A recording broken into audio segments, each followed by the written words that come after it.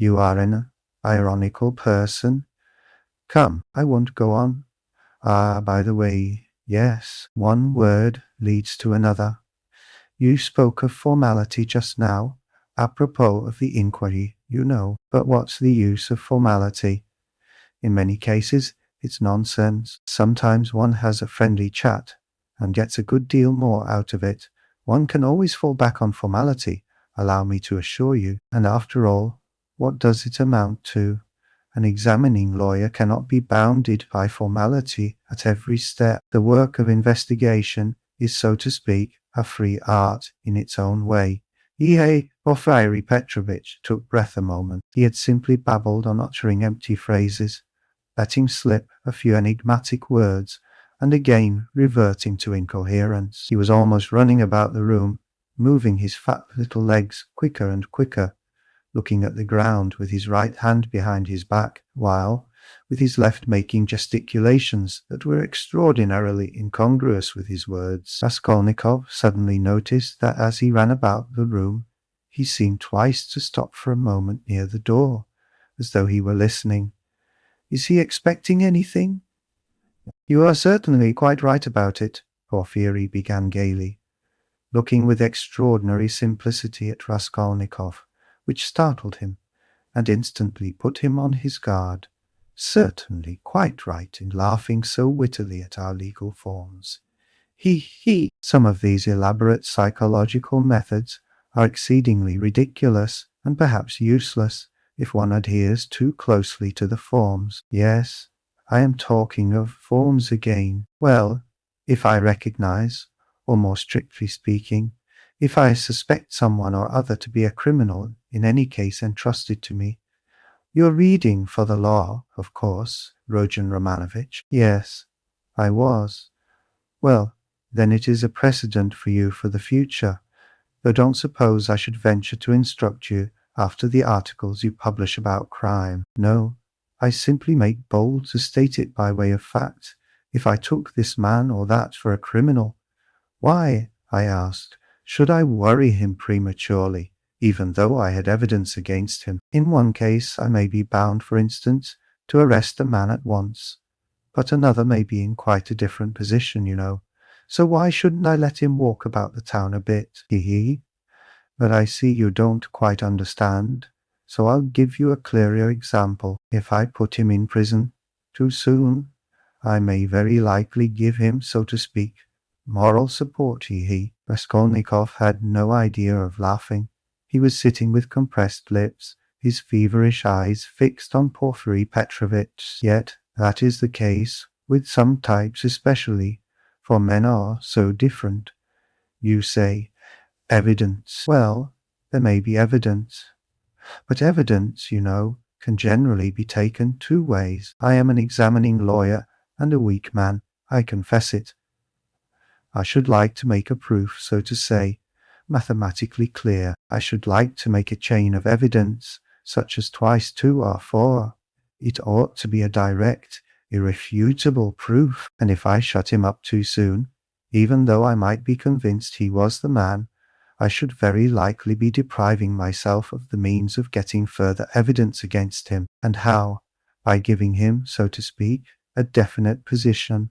I shall put him out of suspense and set his mind at rest, so that he will retreat into his shell. They say that at Sevastopol, soon after Alma, the clever people were in a terrible fright that the enemy would attack openly and take Sevastopol at once. But when they saw that the enemy preferred a regular siege, they were delighted, I am told, and reassured, for the thing would drag on for 2 months at least. You're laughing. You don't believe me again?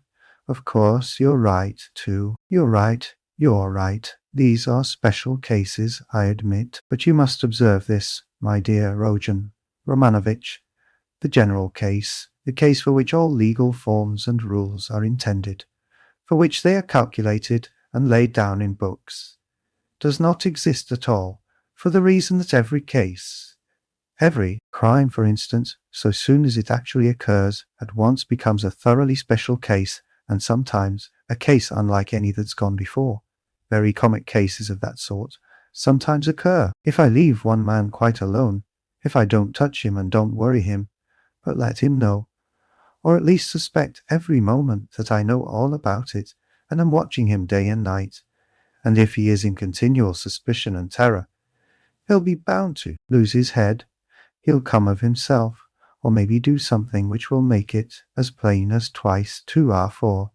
It's delightful. It may be so with a simple peasant, but with one of our sort, an intelligent man cultivated on a certain side, it's a dead certainty. For, my dear fellow, it's a very important matter to know on what side a man is cultivated. And then there are nerves, you have overlooked them. Why, they are all sick, nervous, and irritable. And then, how they all suffer from spleen, that I assure you is a regular gold mine for us, and it's no anxiety to me. He's running about the town free. Let him walk about for a bit. I know well enough that I've caught him, and that he won't escape me. Where could he escape to? He, abroad, perhaps. A Pole will escape abroad, but not here, especially as I am watching and have taken measures. Will he escape into the depths of the country, perhaps? But you know, peasants live there, real rude Russian peasants. A modern cultivated man would prefer prison to living with such strangers as our peasants. He, but that's all nonsense, and on the surface is not merely that he has nowhere to run to, he is psychologically unable to escape me. What an expression! Through a law of nature, he can't escape me. If he had anywhere to go, have you seen a butterfly around a candle?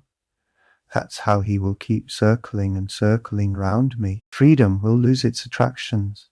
He'll begin to brood, he'll weave a tangle round himself, he'll worry himself to death. What's more, he will provide me with a mathematical proof.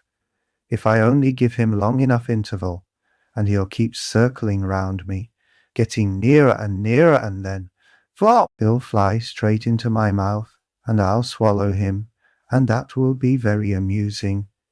You don't believe me? Raskolnikov made no reply.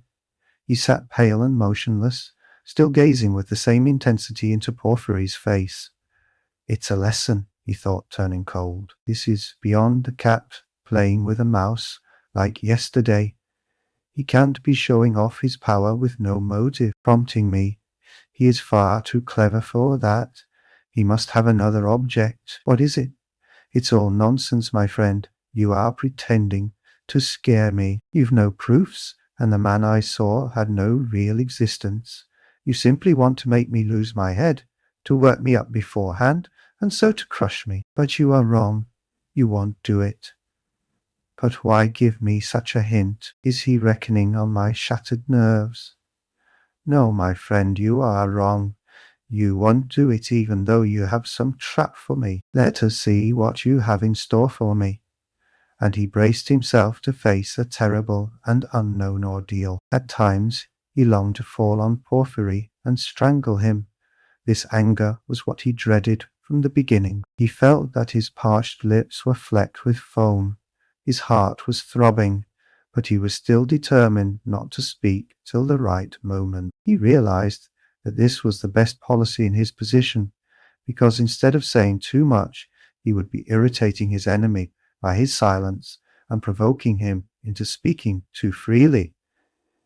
Anyhow, this was what he hoped for. No, I see you don't believe me. You think I am playing a harmless joke on you. Porfiry began again, getting more and more lively, chuckling at every instant, and again pacing round the room. And to be sure, you're right. God has given me a figure that can awaken none but comic ideas in other people. A buffoon. But let me tell you, and I repeat it, excuse an old man, my dear Rodion Romanovitch, you are a man still young, so to say, in your first youth, and so you put youth, intellect above everything, like all young people. Playful wit and abstract arguments fascinate you, and that's for all the world like the old Austrian Hofkriegsrath, as far as I can judge of military matters, that is. On paper they'd beaten Napoleon and taken him prisoner, and there in their study They worked it all out in the cleverest fashion. But look you, General Mack, surrendered with all his army. I see, Rodion Romanovich, you are laughing at a civilian like me, taking examples out of military history. But I can't help it. It's my weakness. I am fond of military science, and I'm ever so fond of reading all military histories. I've certainly missed my proper career. I ought to have been in the army. Upon my word, I ought. I shouldn't have been a Napoleon, but I might have been a major. He he. Well, I'll tell you the whole truth, my dear fellow, about this special case. I mean, actual fact and a man's temperament, my dear sir, are weighty matters, and it's astonishing how they sometimes deceive the sharpest calculation. Aye, listen to an old man. I'm speaking seriously, Rodion Romanovich. As he said this, Porfiry Petrovitch, who was scarcely 35, actually seemed to have grown old. Even his voice changed, and he seemed to shrink together. Moreover, I'm a candid man. Am I a candid man or not? What do you say? I fancy I really am. I tell you these things for nothing, and don't even expect a reward for it. He. Well, to proceed, wit, in my opinion, is a splendid thing.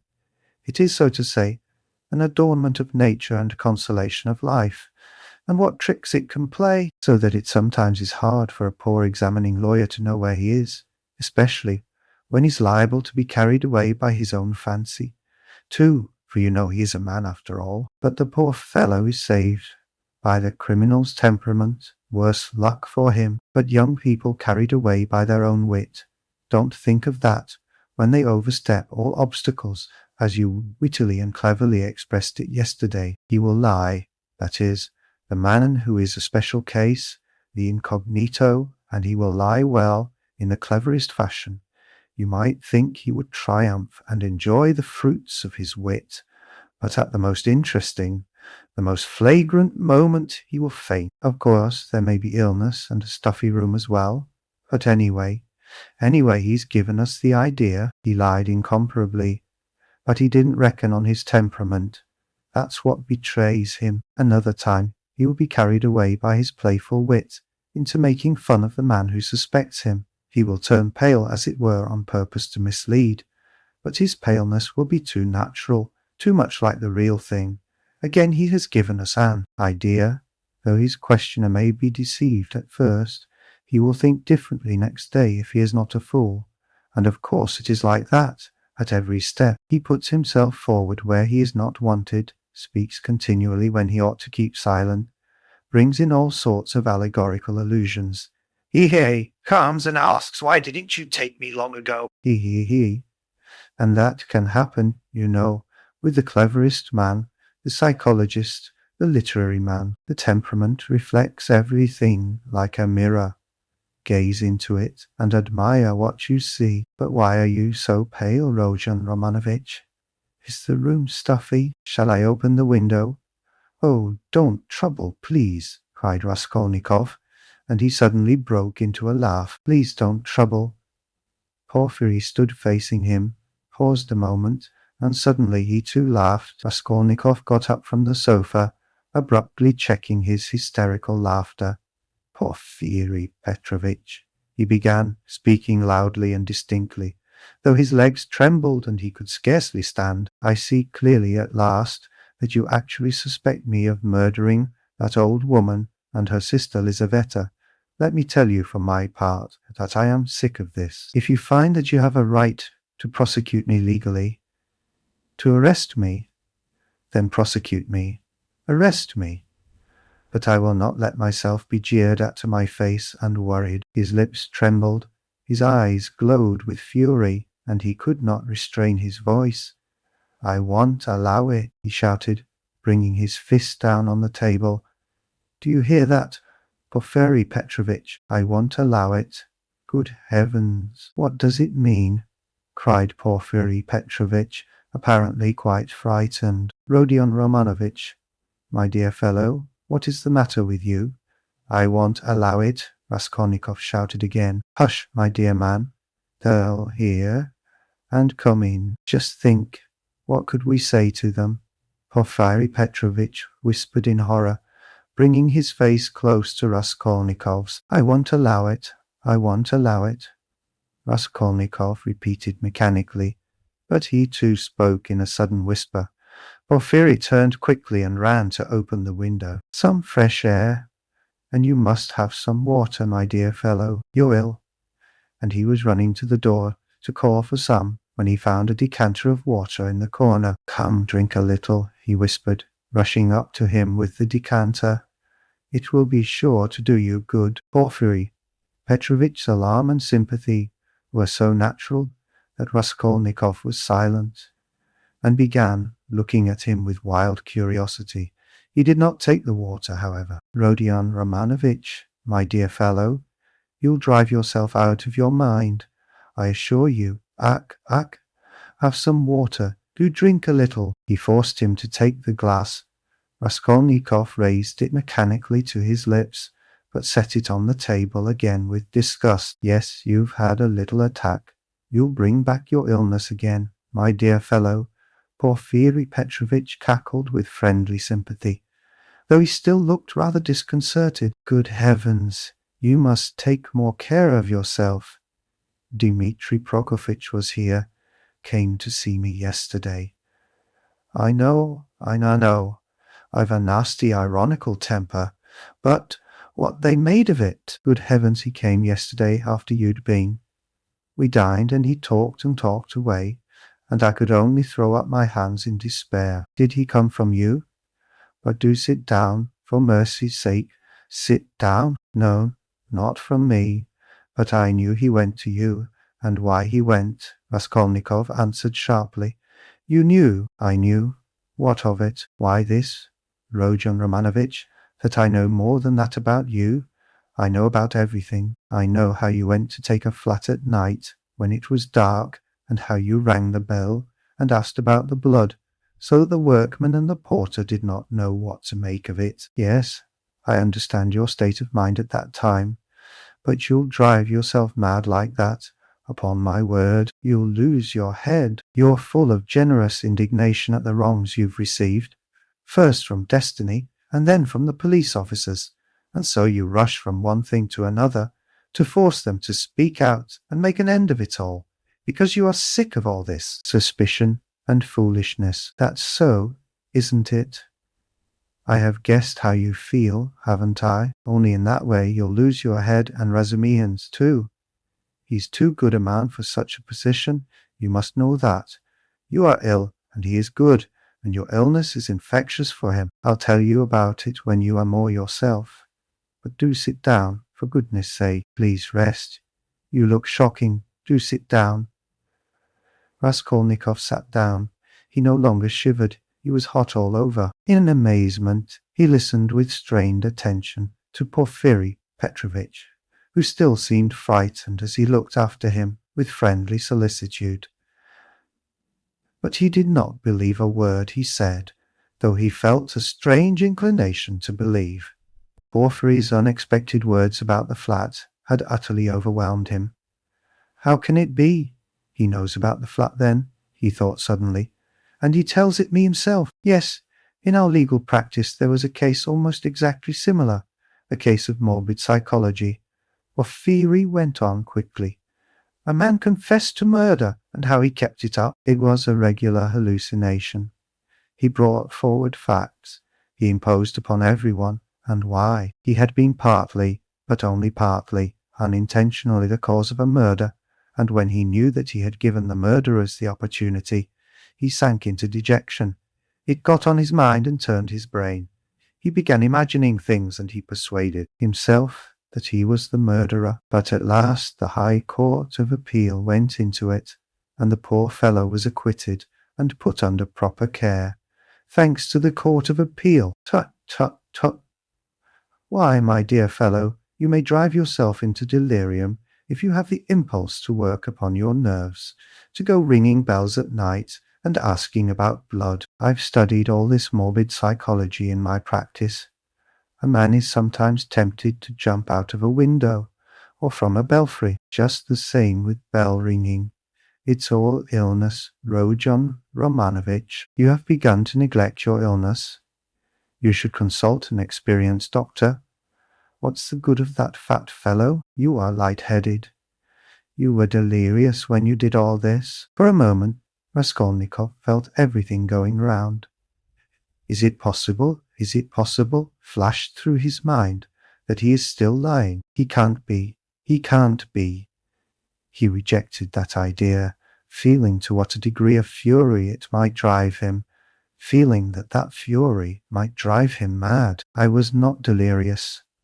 I knew what I was doing, he cried, straining every faculty to penetrate Porfiry's game. I was quite myself, do you hear? Yes, I hear and understand. You said yesterday you were not delirious. You were particularly emphatic about it. I understand all you can tell me.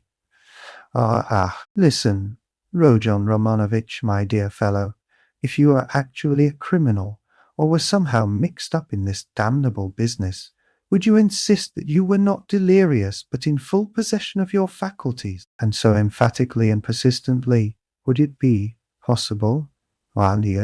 Quite impossible to my thinking. If you had anything on your conscience, you certainly ought to insist that you were delirious. That's so, isn't it? There was a note of slyness in this inquiry. Raskolnikov drew back on the sofa as Porfiry bent over him and stared in silent perplexity at him.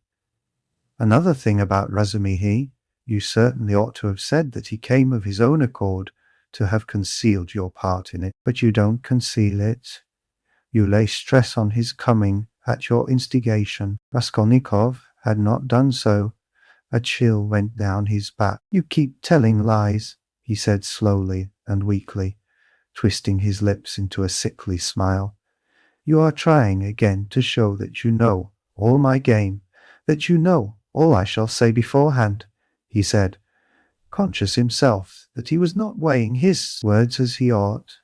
You want to frighten me, or you are simply laughing at me. He still stared at him as he said this, and again there was a light of intense hatred in his eyes. You keep lying, he said. You know perfectly well that the best policy for the criminal is to tell the truth as nearly as possible, to conceal as little as possible. I don't believe you. What a wily person you are, Porfiry tittered. There's no catching you. You've a perfect monomania. So you don't believe me? But still you do believe me. You believe a quarter. I'll soon make you believe the whole, because I have a sincere liking for you, and genuinely wish you good. Raskolnikov's lips trembled. Yes, I do, went on Porfiry, touching Raskolnikov's arm genially. You must take care of your illness. Besides, your mother and sister are here now. You must think of them. You must soothe and comfort them, and you do nothing but frighten them. What has that to do with you? How do you know it? What concern is it of yours? You are keeping watch on me, and want to let me know it? Good heavens! Why, I learnt it all from you yourself. You don't notice that in your excitement you tell me, and others everything. From Razumihin, too, I learnt a number of interesting details yesterday. No, you interrupted me, but I must tell you that for all your wit, your suspiciousness makes you lose the common-sense view of things. To return to bell-ringing, for instance, I, an examining lawyer, have betrayed a precious thing like that. A real fact for it is a fact worth having, and you see nothing in it. Why, if I had the slightest suspicion of you, should I have acted like that? No, I should first have disarmed your suspicions, and not let you see I knew of that fact, should have diverted your attention, and suddenly have dealt you a knock-down blow. Your expression saying, 11, at the murdered woman's flat. And why did you ring the bell? And why did you ask about blood? And why did you invite the porters to go with you to the police station? To the lieutenant? That's how I ought to have acted if I had a grain of suspicion of you. I ought to have taken your evidence in due form, searched your lodging, and perhaps have arrested you too. So I have no suspicion of you, since I have not done that. But you can't look at it normally, and you see nothing, I say again. Raskolnikov started so that Porfiry Petrovitch could not fail to perceive it. "You are lying all the while," he cried. "I don't know your object, but you are lying.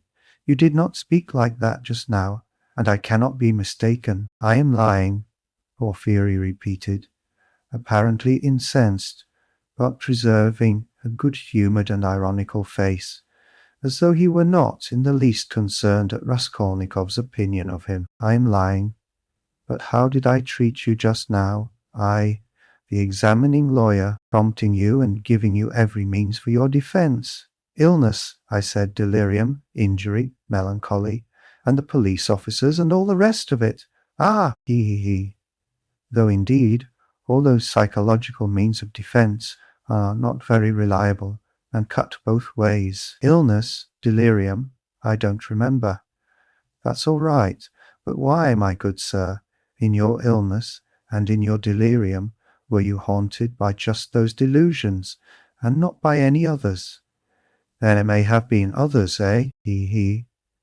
Raskolnikov looked haughtily and contemptuously at him. "Briefly," he said loudly and imperiously, rising to his feet, and in so doing, pushing Porfiry back a little. "Briefly, I want to know, do you acknowledge me perfectly free from suspicion or not? Tell me, Porfiry Petrovitch, tell me once for all, and make haste." "What a business I'm having with you!" cried Porfiry, with a perfectly good-humoured, sly, and composed face. "And why do you want to know? Why do you want to know so much, since they haven't begun to worry you? Why, you are like a child asking for matches. And why are you so uneasy? Why do you force yourself upon us, eh? He. I repeat," Raskolnikov cried furiously, "that I can't put up with it." "With what? Uncertainty," interrupted Porfiry. "Don't jeer at me. I won't have it. I tell you, I won't have it. I can't, and I won't. Do you hear? Do you hear?" he shouted, bringing his fist down on the table again. "Hush, hush, they'll overhear. I warn you seriously. Take care of yourself." "I am not joking," Porfiry whispered. But this time there was not the look of old womanish good nature and alarm in his face. Now he was peremptory, stern, frowning, and for once laying aside all mystification. But this was only for an instant.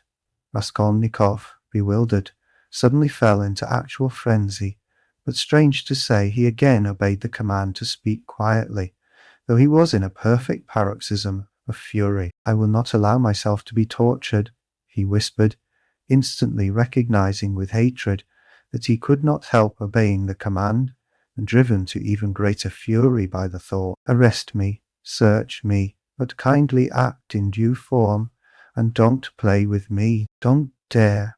Don't worry about the fun," Porfiry interrupted with the same sly smile, as it were, gloating with enjoyment over Raskolnikov. "I invited you to see me quite in a friendly way. I don't want your friendship, and I spit on it, do you hear? And here I take my cap and go. What will you say now, if you mean to arrest me?" He took up his cap and went to the door. "And won't you see my little surprise?" chuckled Porfiry, again taking him by the arm and stopping him at the door. He seemed to become more playful and good-humoured, which maddened Raskolnikov. "What surprise?" he asked, standing still and looking at Porfiry in alarm. "My little surprise, it's sitting there behind the door. He pointed to the locked door. "I locked him in that he should not escape." "What is it? Where? What?" Raskolnikov walked to the door and would have opened it, but it was locked. "It's locked. Here is the key." And he brought a key out of his pocket. "You are lying," roared Raskolnikov without restraint. "You lie, you damned Punchinello." And he rushed at Porfiry, who retreated to the other door, not at all alarmed. "I understand it all. You are lying and mocking, so that I may betray myself to you. Why, you could not betray yourself any further, my dear Rodion Romanovitch. You are in a passion. Don't shout. I shall call the clerks. You are lying." "Call the clerks. You knew I was ill, and tried to work me into a frenzy to make me betray myself. That was your object. Produce your facts. I understand it all. You've no evidence. You have only wretched, rubbishly suspicions like Zamatov's. You knew my character. You wanted to drive me to fury, and then to knock me down with priests and deputies. Are you waiting for them?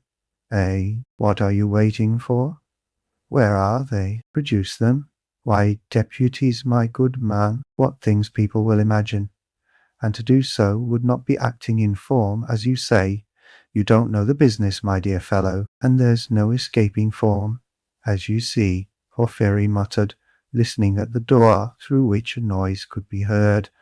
Ah, they're coming, cried Raskolnikov. You've sent for them.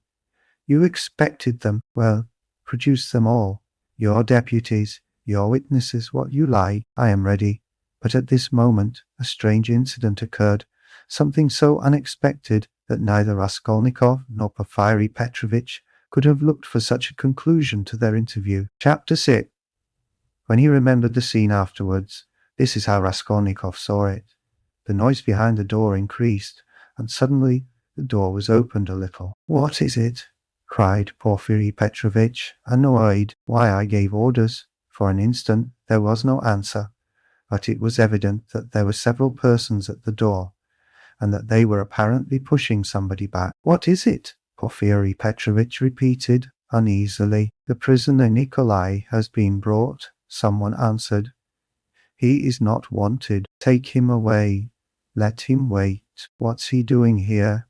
How irregular, cried Porfiry, rushing to the door.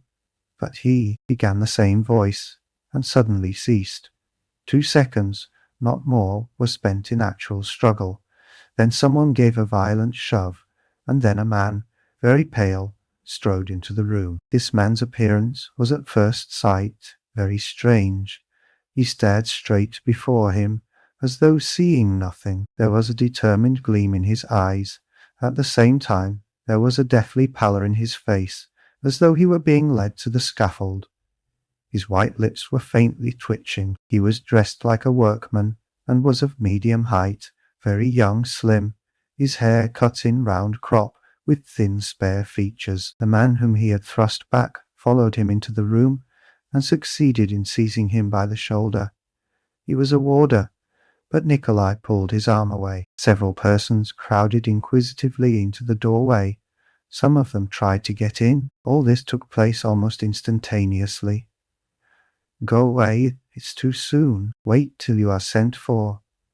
Why have you brought him so soon? Porfiry Petrovitch muttered, extremely annoyed, and as it were thrown out of his reckoning. But Nikolai suddenly knelt down. What's the matter? Cried Porfiry, surprised. I am guilty. Mine is the sin. I am the murderer, Nikolai articulated suddenly, rather breathless, but speaking fairly loudly. For 10 seconds there was silence, as though all had been struck dumb. Even the warder stepped back, mechanically retreated to the door, and stood immovable. What is it? Cried Porfiry Petrovitch, recovering from his momentary stupefaction. I am the murderer, repeated Nikolai, after a brief pause. What? You? What? Whom did you kill? Porfiry Petrovitch was obviously bewildered. Nikolai again was silent for a moment. Alyona Ivanovna and her sister Lizaveta Ivanovna I killed with an axe. Darkness came over me, he added suddenly, and was again silent. He still remained on his knees. Porfiry Petrovitch stood for some moments, as though meditating, but suddenly roused himself and waved back the uninvited spectators. They instantly vanished, and closed the door. Then he looked towards Raskolnikov, who was standing in the corner, staring wildly at Nikolai, and moved towards him, but stopped short, looked from Nikolai to Raskolnikov, and then again at Nikolai, and seeming unable to restrain himself, darted at the cagey latter. You are in too great a hurry, he shouted at him, almost angrily. I didn't ask you what came over you. Speak, did you kill them? I am the murderer. I want to give evidence, Nikolai pronounced. Ah, what did you kill them with?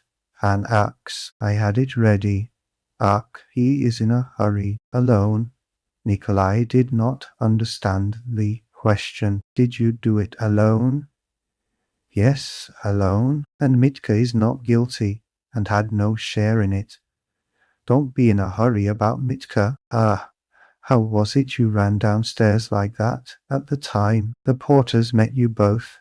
It was to put them off the scent. I ran after Mitka, Nikolai replied hurriedly, as though he had prepared the answer. Cried Porfiry with vexation. It's not his own tale he is telling, he muttered, as though to himself, and suddenly his eyes rested on Raskolnikov again. He was apparently so taken up with Nikolai that for a moment he had forgotten Raskolnikov. He was a little taken aback. My dear Rodion Romanovitch, excuse me.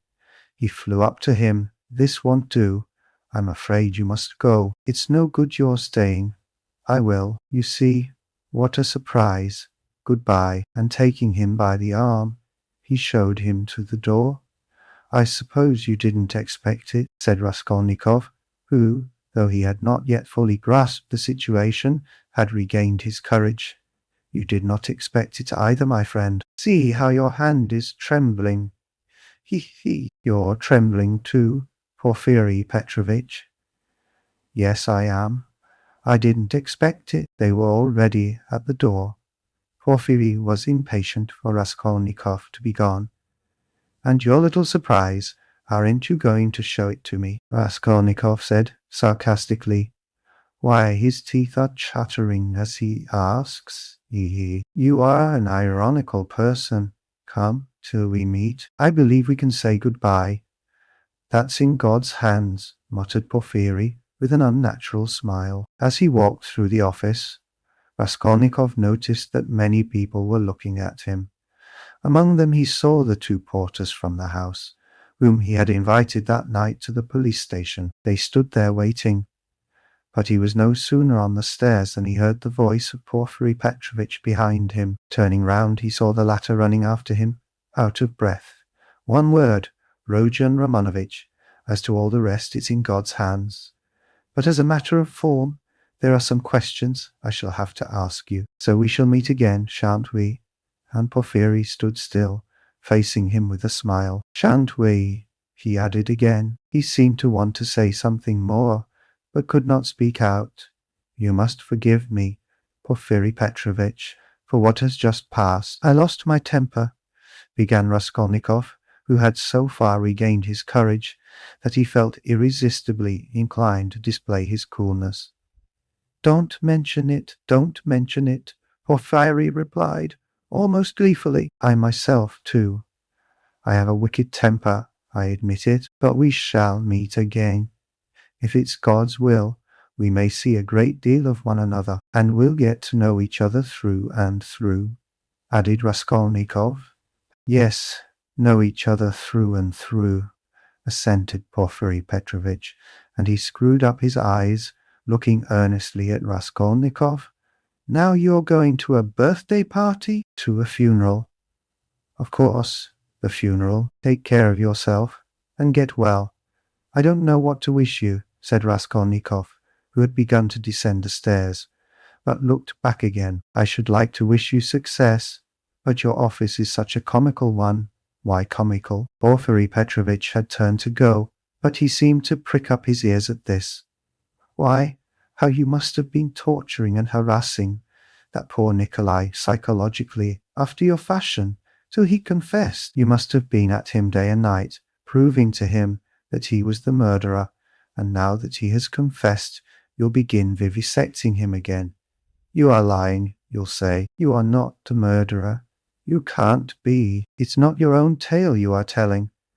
You must admit it's a comical business. He.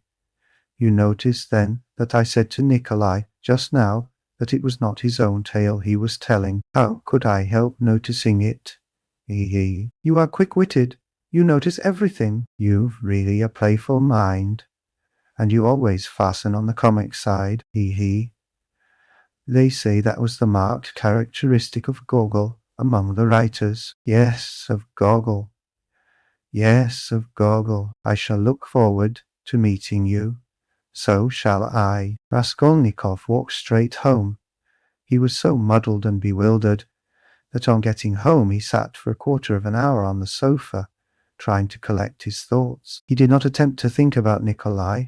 He was stupefied. He felt that his confession was something inexplicable, amazing, something beyond his understanding. But Nikolai's confession was an actual fact. The consequences of this fact were clear to him. At once, its falsehood could not fail to be discovered, and then they would be after him again. Till then, at least, he was free and must do something for himself, for the danger was imminent. But how imminent? His position gradually became clear to him. Remembering, sketchily, the main outlines of his recent scene with Porfiry, he could not help shuddering again with horror. Of course, he did not yet know all Porfiry's aims. He could not see into all his calculations, but he had already partly shown his hand, and no one knew better than Raskolnikov how terrible Porfiry's lead had been for him. A little more, and he might have given himself away completely, circumstantially, knowing his nervous temperament, and from the first glance seeing through him. Porfiry, though playing a bold game, was bound to win. There's no denying that Raskolnikov had compromised himself seriously, but no facts had come to light as yet. There was nothing positive, but was he taking a true view of the position? Wasn't he mistaken? What had Porfiry been trying to get at? Had he really some surprise prepared for him? And what was it? Had he really been expecting something or not? How would they have parted if it had not been for the unexpected appearance of Nikolai? Porfiry had shown almost all his cards. Of course, he had risked something in showing them, and if he had really had anything up his sleeve, Raskolnikov reflected, he would have shown that too. What was that surprise? Was it a joke? Had it meant anything? Could it have concealed anything like a fact, a piece of positive evidence? His yesterday's visitor? What had become of him? Where was he today? If Porfiry really had any evidence, it must be connected with him. He sat on the sofa with his elbows on his knees and his face hidden in his hands. He was still shivering nervously. At last he got up, took his cap, thought a minute, and went to the door. He had a sort of presentiment that for today, at least, he might consider himself out of danger. He had a sudden sense, almost of joy. He wanted to make haste to Katerina Ivanovna's. He would be too late for the funeral, of course, but he would be in time for the memorial dinner, and there, at once, he would see Sonia. He stood still, thought a moment, and a suffering smile came for a moment onto his lips. Today, he repeated to himself. Yes, today, so it must be. But as he was about to open the door, it began opening of itself. He started and moved back. The door opened gently and slowly, and there suddenly appeared a figure. Yesterday's visitor from underground. The man stood in the doorway, looked at Raskolnikov without speaking, and took a step forward into the room. He was exactly the same as yesterday, the same figure, the same dress, but there was a great change in his face. He looked dejected and sighed deeply. If he had only put his hand up to his cheek and leaned his head on one side, he would have looked exactly like a peasant woman. "What do you want?" asked Raskolnikov, numb with terror. The man was still silent, but suddenly he bowed down almost to the ground, touching it with his finger. "What is it?" cried Raskolnikov. "I have sinned," the man articulated softly. "How?" "By evil thoughts." They looked at one another. "I was vexed when you came, perhaps in drink, and bade the porters go to the police station and asked about the blood. I was vexed that they let you go and took you for drunken. I was so vexed that I lost my sleep, and remembering the address we came here yesterday and asked for you." "Who came?" Raskolnikov interrupted, instantly beginning to recollect. "I did. I wronged you." "Then you come from that house?" "I was standing at the gate with them." "Don't you remember? We have carried on our trade in that house for years past." We cure and prepare hides. We take work home. Most of all I was vexed, and the whole scene of the day before yesterday in the gateway came clearly before Raskolnikov's mind. He recollected that there had been several people there, besides the porters, women among them. He remembered one voice had suggested taking him straight to the police station. He could not recall the face of the speaker, and even now he did not recognize it, but he remembered that he had turned round and made him some answer. So this was the solution of yesterday's horror.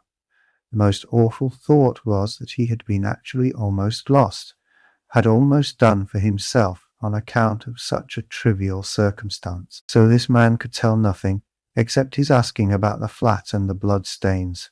So Porfiry, too, had nothing but that delirium, no facts but this psychology which cuts both ways, nothing positive. So if no more facts come to light, and they must not, then what can they do to him? How can they convict him, even if they arrest him? And Porfiry then had only just heard about the flat, and had not known about it before. "Was it you who told Porfiry that I'd been there?" he cried, struck by a sudden idea. What Porfiry? The head of the detective department? Yes, the porters did not go there, but I went today. I got there 2 minutes before you. Oh no, and I heard it all, how he worried you. Where? What? When? Why, in the next room. I was sitting there all the time. What? Why then you were the surprise. But how could it happen? Upon my word, I saw that the porters did not want to do what I said, began the man. For it's too late, said they, and maybe he'll be angry that we did not come at the time. I was vexed, and I lost my sleep, and I began making inquiries, and finding out yesterday where to go. I went today. The first time I went, he wasn't there. When I came an hour later, he couldn't see me. I went the third time, and they showed me in. I informed him of everything, just as it happened, and he began skipping about the room and punching himself on the chest. What do you scoundrels mean by it? If I'd known about it, I should have arrested him. Then he ran out, called somebody, and began talking to him in the corner. Then he turned to me, scolding and questioning me. He scolded me a great deal, and I told him everything, and I told him that you didn't dare to say a word in answer to me yesterday, and that you didn't recognize me. And he fell to running about again, and kept hitting himself on the chest, and getting angry and running about. And when you were announced, he told me to go into the next room. Sit there a bit, he said. Don't move, whatever you may hear. And he set a chair there for me, and locked me in. Perhaps, he said, I may call you. And when Nikolai'd been brought, he let me out as soon as you were gone. I shall send for you again, and question you, he said. And did he question Nikolai while you were there? He got rid of me as he did of you, before he spoke to Nikolai. The man stood still, and again suddenly bowed down, touching the ground with his finger. Forgive me for my evil thoughts and my slander. May God forgive you, answered Raskolnikov. And as he said this, the man bowed down again, but not to the ground, turned slowly, and went out of the room.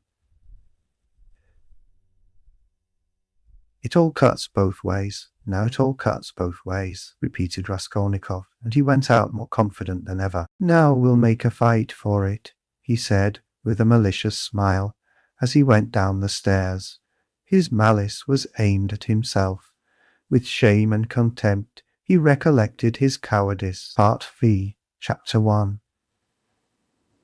The morning that followed the fateful interview with Donia and her mother brought sobering influences to bear on Pyotr Petrovitch. Intensely unpleasant as it was, he was forced little by little to accept as a fact, beyond recall, what had seemed to him only the day before fantastic and incredible. The black snake of wounded vanity had been gnawing at his heart all night.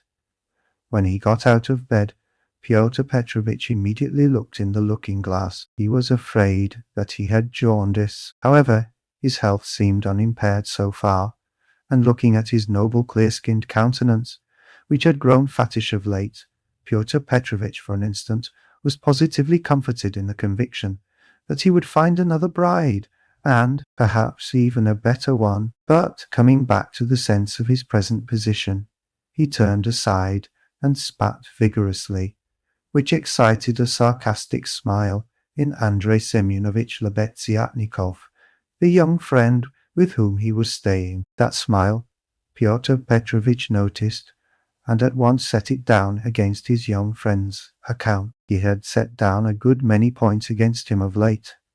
His anger was redoubled when he reflected that he ought not to have told Andrei Semyonovitch about the result of yesterday's interview. That was the second mistake he had made in temper, through impulsiveness and irritability.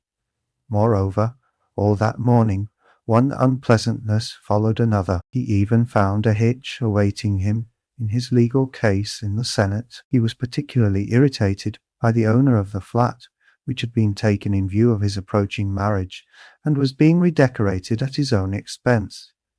The owner, a rich German tradesman, would not entertain the idea of breaking the contract which had just been signed, and insisted on the full forfeit money, though Pyotr Petrovitch would be giving him back the flat practically redecorated. In the same way, the upholsterers refused to return a single rouble of the installment paid for the furniture purchased but not yet removed to the flat.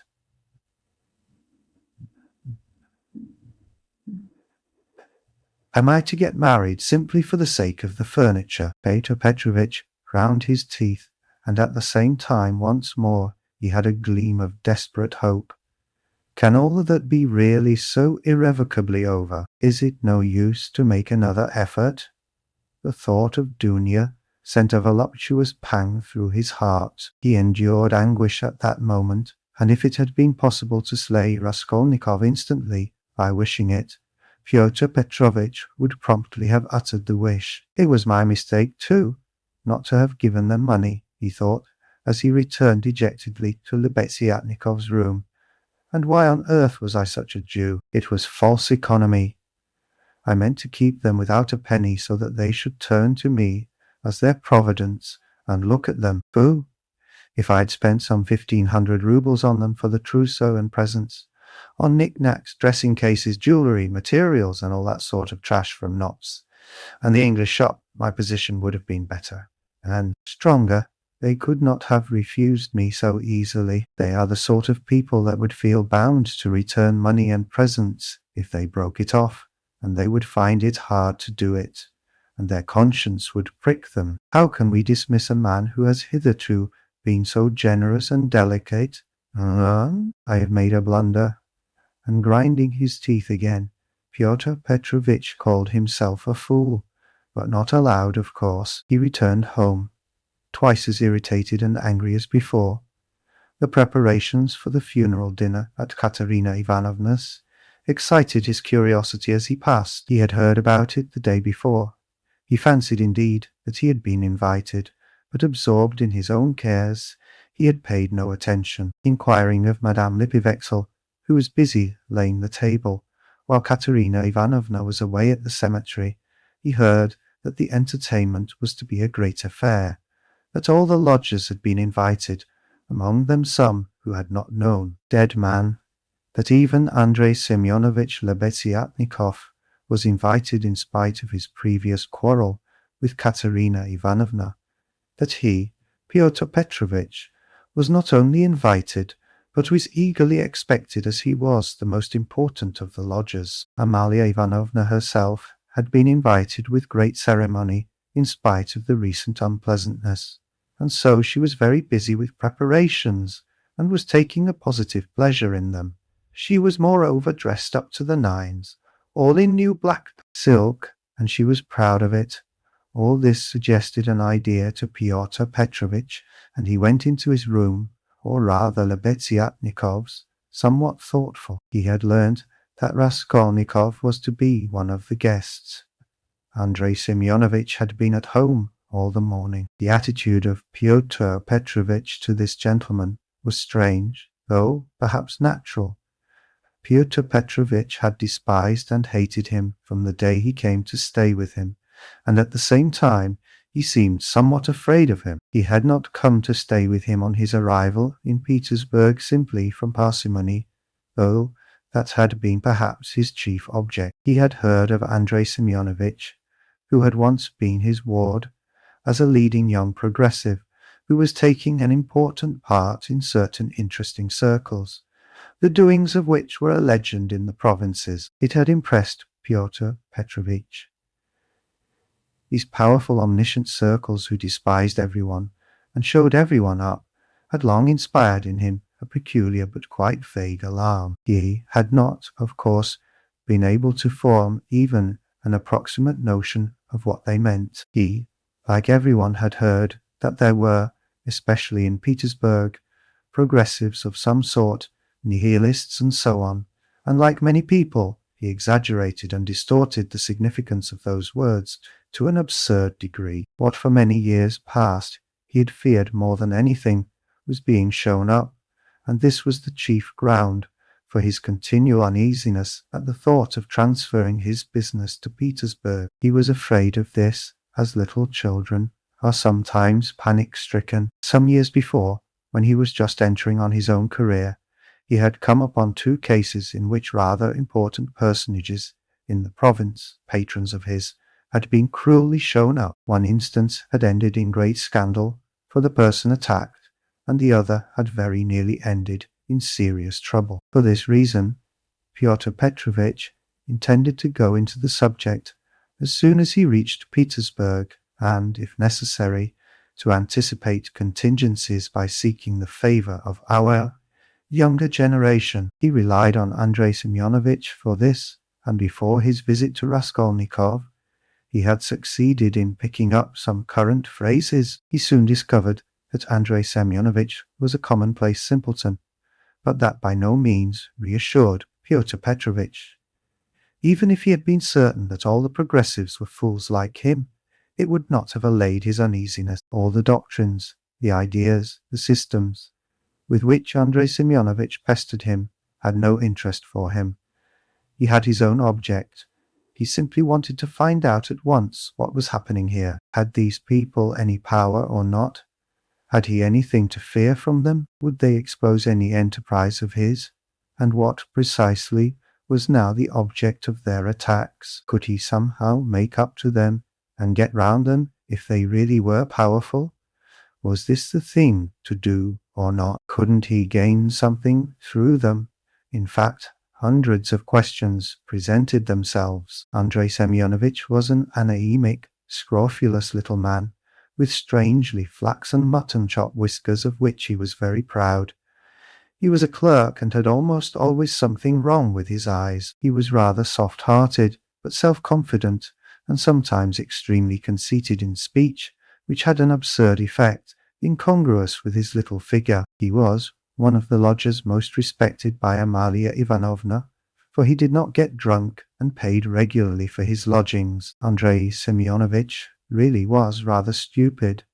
He attached himself to the cause of progress and our younger generation from enthusiasm. He was one of the numerous and varied legion of dullards, of half-animate abortions, conceited, half-educated coxcombs, who attach themselves to the idea most in fashion, only to vulgarize it, and who caricature every cause they serve, however, sincerely. Though Lebeziatnikov was so good-natured, he too was beginning to dislike Pyotr Petrovitch.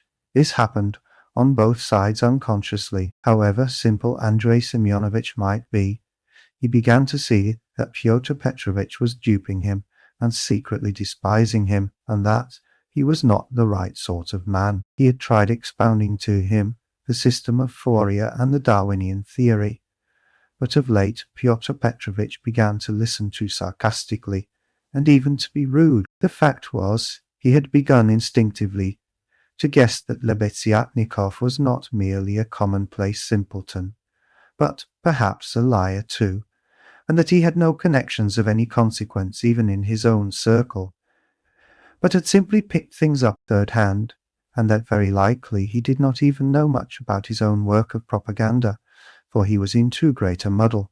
A fine person he would be to show anyone up. It must be noted, by the way, that Pyotr Petrovitch had during those 10 days eagerly accepted the strangest praise from Andrei Semyonovitch. He had not protested, for instance, when Andrei Semyonovitch belauded him for being ready to contribute to the establishment of the new commune, or to abstain from christening his future children, or to acquiesce if Dounia were to take a lover a month after marriage, and so on. Petr Petrovitch so enjoyed hearing his own praises that he did not disdain even such virtues when they were attributed to him. Pyotr Petrovitch had had occasion that morning to realize some 5% bonds, and now he sat down to the table and counted over bundles of notes. Andrei Semyonovitch, who hardly ever had any money, walked about the room, pretending to himself to look at all those banknotes with indifference and even contempt. Nothing would have convinced Pyotr Petrovitch that Andrei Semyonovitch could really look on the money unmoved, and the latter, on his side, kept thinking bitterly that Pyotr Petrovitch was capable of entertaining such an idea about him, and was, perhaps, glad of the opportunity of teasing his young friend by reminding him of his inferiority and the great difference between them. He found him incredibly inattentive and irritable, though he, Andrei Semyonovitch, began enlarging on his favourite subject, the foundation of a new special commune. The brief remarks that dropped from Pyotr Petrovitch between the clicking of the beads on the reckoning frame betrayed unmistakable and discourteous irony, but the humane Andrei Semyonovitch ascribed Pyotr Petrovitch's ill humour to his recent breach with Dounia, and he was burning with impatience to discourse on that theme. He had something progressive to say on the subject which might console his worthy friend, and could not fail to promote his development. There is some sort of festivity being prepared at the widow's, isn't there? Pyotr Petrovitch asked suddenly, interrupting Andrei Semyonovitch at the most interesting passage. Why, don't you know? Why, I was telling you last night what I think about all such ceremonies, and she invited you too, I heard. You were talking to her yesterday. I should never have expected that beggarly fool would have spent on this feast all the money she got from that other fool, Raskolnikov. I was surprised just now, as I came through at the preparations there. The wine. Several people are invited. It's beyond everything, continued Pyotr Petrovitch, who seemed to have some object in pursuing the conversation. What, you say, I am asked too? When was that? I don't remember. But I shan't go. Why should I? I only said a word to her in passing yesterday of the possibility of her obtaining a year's salary as a destitute widow of a government clerk. I suppose she has invited me on that account, hasn't she? He. I don't intend to go either, said Lebeziatnikov. I should think not, after giving her a thrashing. You might well hesitate. He. Who thrashed? Whom? Cried Lebeziatnikov, flustered and blushing. Why, you thrashed Katerina Ivanovna a month ago. I heard so yesterday. So that's what your convictions amount to.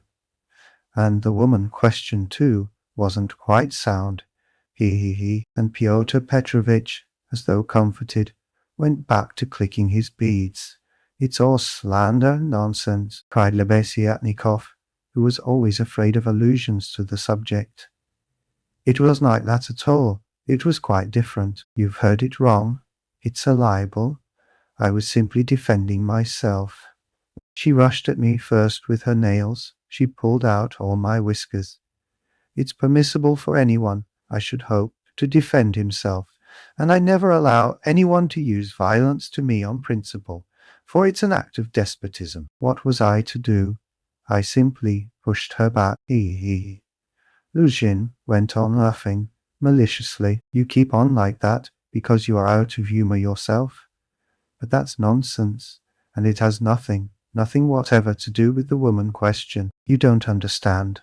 I used to think, indeed, that if women are equal to men in all respects, even in strength as is maintained now, there ought to be equality in that too. Of course, I reflected afterwards that such a question ought not really to arise, for there ought not to be fighting, and in the future society fighting is unthinkable, and that it would be a queer thing to seek for equality in fighting. I am not so stupid, though. Of course there is fighting. There won't be later, but at present there is. Confound it! How muddled one gets with you. It's not on that account that I am not going. I am not going on principle, not to take part in the revolting convention of memorial dinners. That's why, though of course one might go to laugh at it. I am sorry there won't be any priests at it. I should certainly go if there were. Then you would sit down at another man's table and insult it and those who invited you. Certainly not insult, but protest. I should do it with a good object.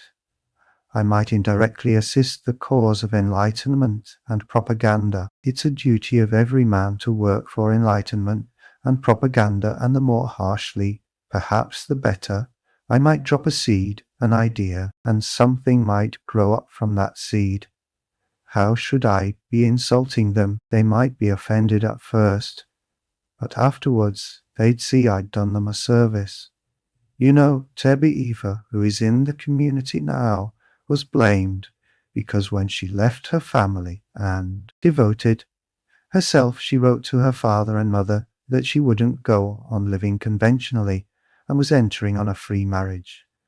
And it was said that that was too harsh, that she might have spared them and have written more kindly. I think that's all nonsense, and there's no need of softness. On the contrary, what's wanted is protest. Parents had been married 7 years. She abandoned her 2 children. She told her husband straight out in a letter, I have realized that I cannot be happy with you. I can never forgive you that you have deceived me by concealing from me that there is another organization of society by means of the communities. I have only lately learned it from a great-hearted man to whom I have given myself and with whom I am establishing a community. I speak plainly because I consider it dishonest to deceive you. Do as you think best. Do not hope to get me back. You are too late. I hope you will be happy. That's how letters like that ought to be written. Is that Eva, the one you said had made a 3rd free marriage? No, it's only the 2nd, really. But what if it were the 4th? What if it were the 15th? That's all nonsense. And if ever I regretted the death of my father and mother, it is now. And I sometimes think, if my parents were living, what a protest I would have aimed at them. I would have done something on purpose. I would have shown them. I would have astonished them. I am really sorry there is no one to surprise. Well, be that as you will, Pyotr Petrovitch interrupted. But tell me this. Do you know the dead man's daughter, the delicate-looking little thing? It's true what they say about her, isn't it? What of it? I think, that is, it is my own personal conviction, that this is the normal condition of women. Why not?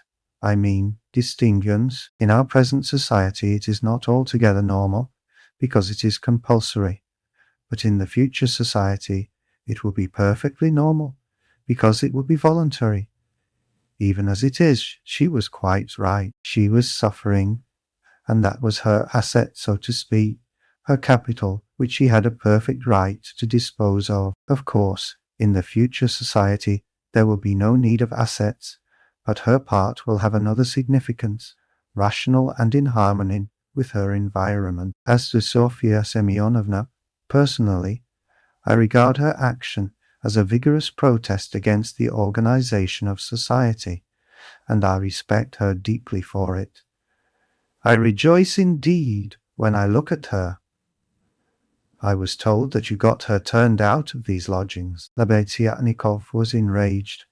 That's another slander, he yelled. It was not so at all. That was all Katerina Ivanovna's invention, for she did not understand, and I never made love to Sofya Semyonovna.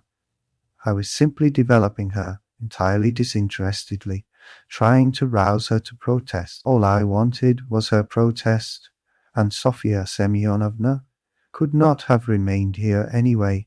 Have you asked her to join your community? You keep on laughing, and very inappropriately. Allow me to tell you, you don't understand. There is no such role in a community. The community is established. that there should be no such roles. In a community, such a role is essentially transformed, and what is stupid here is sensible there. What, under present conditions, is unnatural becomes perfectly natural in the community. It all depends on the environment.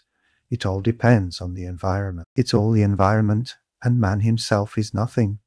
And I am on good terms with Sofia Semyonovna to this day, which is a proof that she never regarded me as having wronged her. I am trying now to attract her to the community, but on quite a different footing.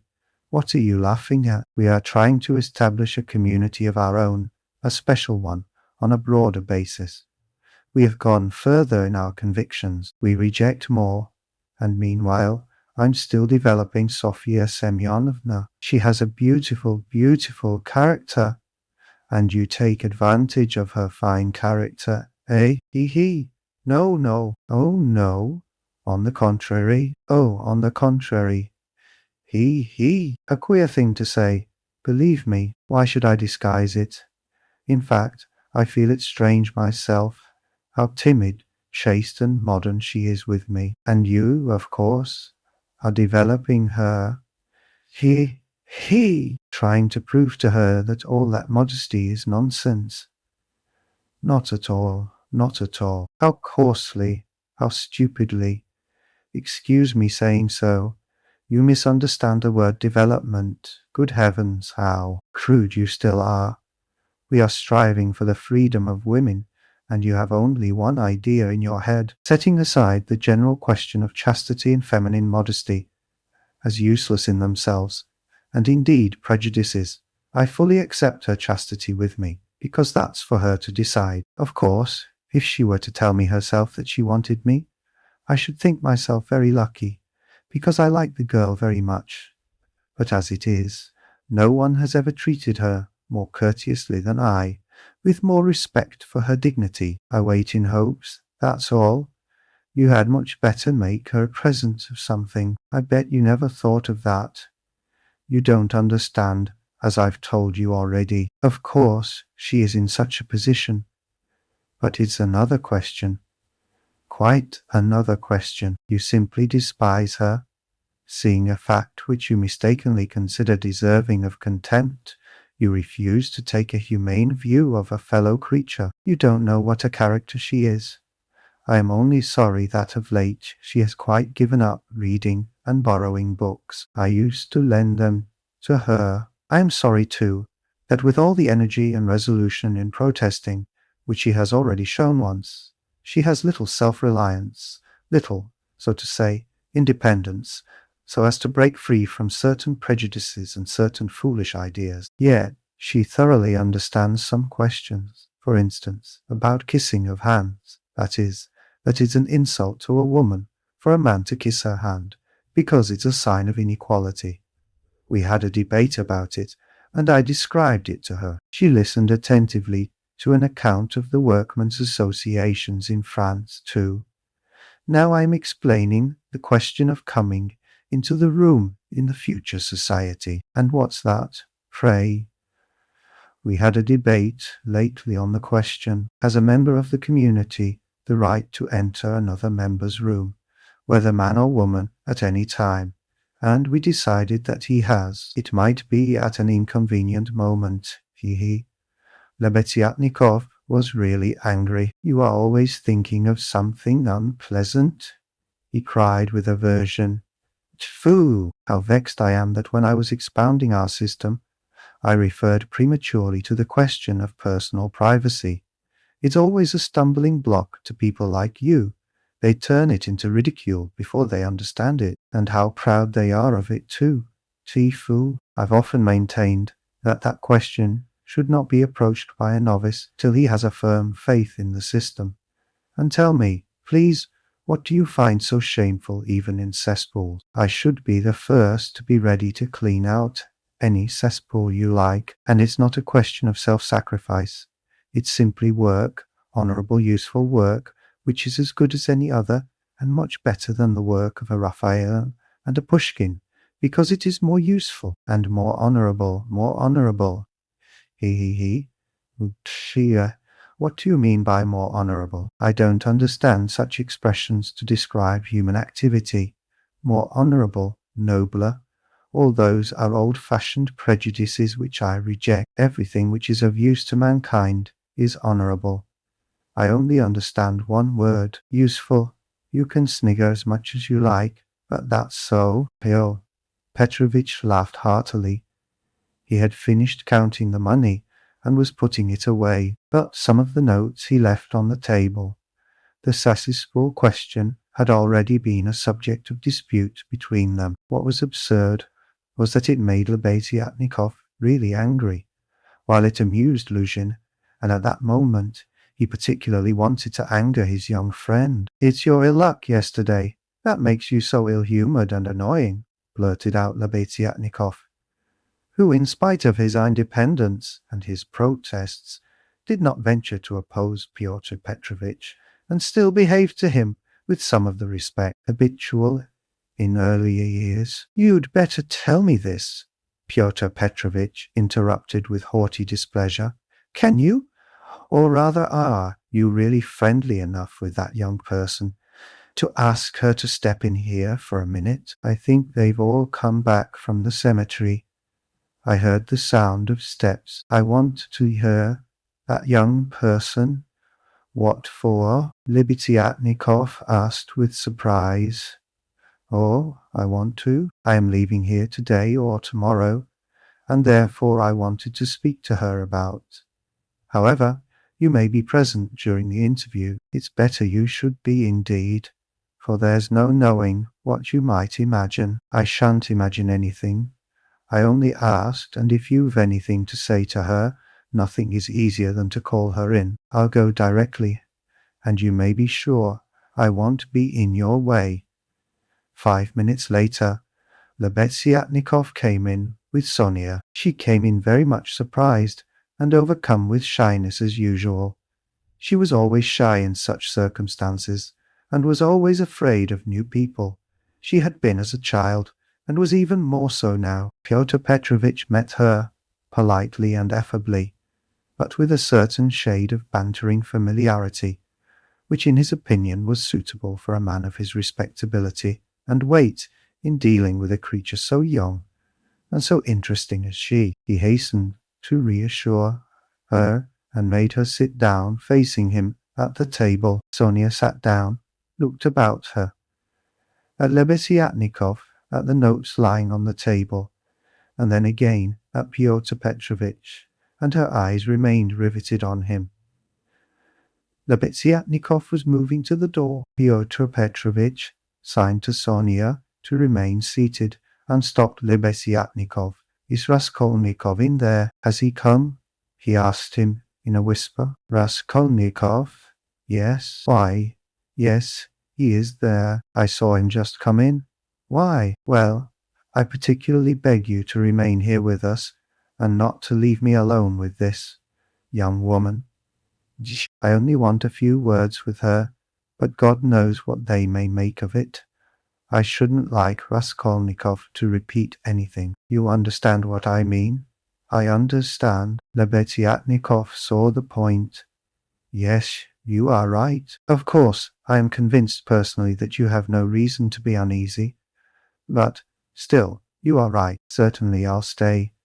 I'll stand here at the window and not be in your way." "I think you are right."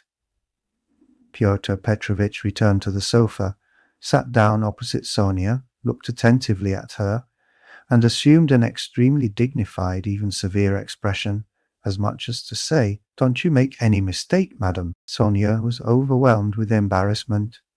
"In the first place, Sofya Semyonovna, will you make my excuses to your respected mamma?" "That's right, isn't it? Katerina Ivanovna stands in the place of a mother to you." Pyotr Petrovitch began with great dignity, though affably. It was evident that his intentions were friendly. "Quite so.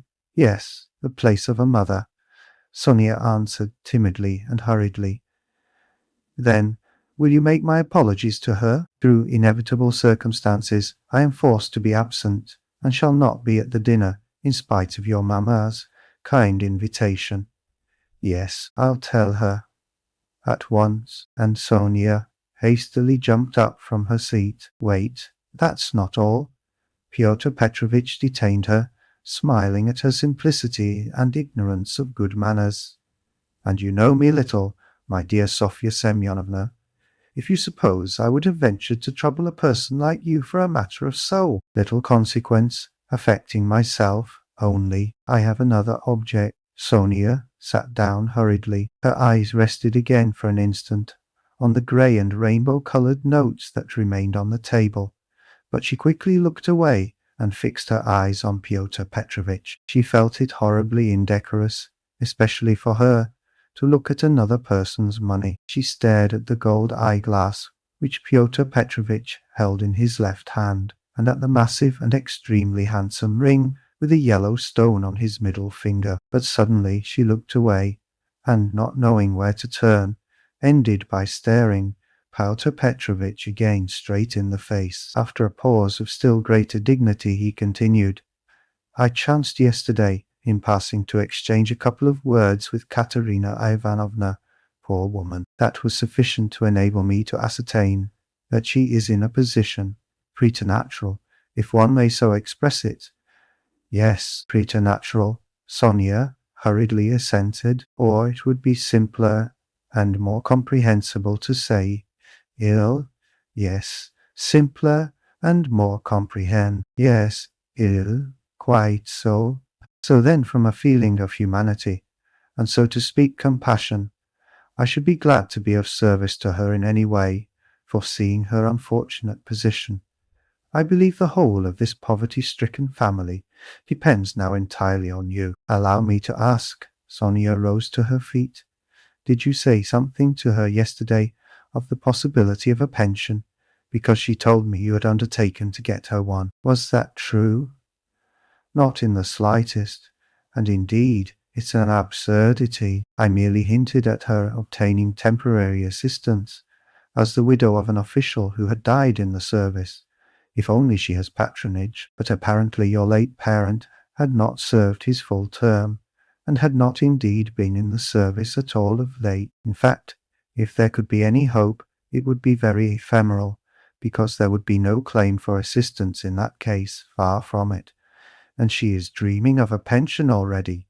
He, a go-ahead lady. Yes, she is, for she is credulous and good-hearted, and she believes everything from the goodness of her heart and hand, and she is like that. Yes, you must excuse her, said Sonia, and again she got up to go. But you haven't heard what I have to say. No, I haven't heard, muttered Sonia. Then sit down. She was terribly confused. She sat down again, a third time.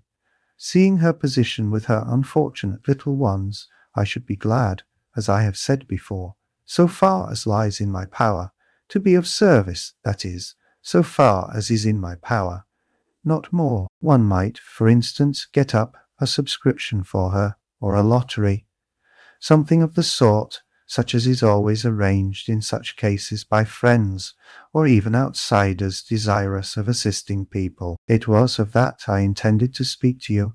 It might be done. Yes, yes. God will repay you for it, faltered Sonia, gazing intently at Pyotr Petrovitch. It might be, but we will talk of it later. We might begin it today. We will talk it over this evening, and lay the foundation, so to speak. Come to me at 7 o'clock. Mr. Betsiatnikov, I hope, will assist us. But there is one circumstance of which I ought to warn you beforehand, and for which I venture to trouble you, Sofya Semyonovna. To come here, in my opinion, money cannot be, indeed it's unsafe, to put it into Katerina Ivanovna's own hands. The dinner today is a proof of that, though she has not, so to speak, a crust of bread for tomorrow, and, well, boots or shoes or anything. She has bought today Jamaica rum, and even, I believe, Madeira and coffee. I saw it as I passed through. Tomorrow it will all fall upon you again. They won't have a crust of bread. It's absurd, really, and so, to my thinking, a subscription ought to be raised, so that the unhappy widow should not know of the money, But only you, for instance. Am I right? I don't know. This is only today, once in her life. She was so anxious to do honor, to celebrate the memory, and she is very sensible. But just as you think, and I shall be very, very, they will all be, and God will reward, and the orphans. Sonia burst into tears. Very well then, keep it in mind. And now will you accept for the benefit of your relation the small sum that I am able to spare from me personally? I am very anxious that my name should not be mentioned in connection with it. Here, having so to speak anxieties of my own, I cannot do more. And Peter Petrovitch held out to Sonia a 10-ruble note, carefully unfolded. Sonia took it, flushed crimson, jumped up, muttered something, and began taking leave. Pyotr Petrovitch accompanied her ceremoniously to the door. She got out of the room, at last, agitated and distressed, and returned to Katerina Ivanovna, overwhelmed with confusion. All this time Lebeziatnikov had stood at the window, or walked about the room, anxious not to interrupt the conversation. When Sonia had gone, he walked up to Pyotr Petrovitch and solemnly held out his hand. I heard and saw everything, he said, laying stress on the last verb. That is honourable. I mean to say, it's humane. You wanted to avoid gratitude, I saw, and although I cannot, I confess, in principle sympathize with private charity, for it not only fails to eradicate the evil, but even promotes it, yet I must admit that I saw your action with pleasure. Yes, I like it. That's all nonsense, muttered Pyotr Petrovitch, somewhat disconcerted, looking carefully at Lebeziatnikov. No, it's not nonsense. A man who has suffered distress and annoyance, as you did yesterday, and who yet can sympathize with the misery of others, such a man, even though he is making a social mistake, is still deserving of respect. I did not expect it indeed of you, Pyotr Petrovitch, especially as according to your ideas. Oh, what a drawback your ideas are to you! How distressed you are, for instance, by your ill luck yesterday, cried the simple-hearted Lebeziatnikov, who felt a return of affection for Pyotr Petrovitch. And what do you want with marriage, with legal marriage, my dear, noble Pyotr Petrovitch? Why do you cling to this legality of marriage? Well, you may beat me if you like, but I am glad, positively glad it hasn't come off, that you are free, that you are not quite lost for humanity. You see, I've spoken my mind, because I don't want in your free marriage to be made a fool of, and to bring up another man's children. That's why I want legal marriage, Luzhin replied, in order to make some answer. He seemed preoccupied by something. Children? You referred to children. Lebeziatnikov started off like a warhorse at the trumpet call. Children are a social question, and a question of first importance, I agree. But the question of children has another solution. Some refuse to have children altogether, because they suggest the institution of the family. We'll speak of children later, but now as to the question of honor, I confess that's my weak point. That horrid military Pushkin expression is unthinkable in the dictionary of the future. What does it mean indeed? It's nonsense. There will be no deception in a free marriage. That is only the natural consequence of a legal marriage, so to say. It's corrective, a protest, so that indeed it's not humiliating. And if I ever, to suppose an absurdity, were to be legally married, I should be positively glad of it. I should say to my wife, my dear, hitherto I have loved you, now I respect you, for you've shown you can protest. You laugh. That's because you are incapable of getting away from prejudices. Confound it all. I understand now where the unpleasantness is of being deceived in a legal marriage. But it's simply a despicable consequence of a despicable position in which both are humiliated. When the deception is open, as in a free marriage, then it does not exist. It's unthinkable. Your wife will only prove how she respects you by considering you incapable of opposing her happiness and avenging yourself on her for her new husband. Damn it all, I sometimes dream if I were to be married. Phoo.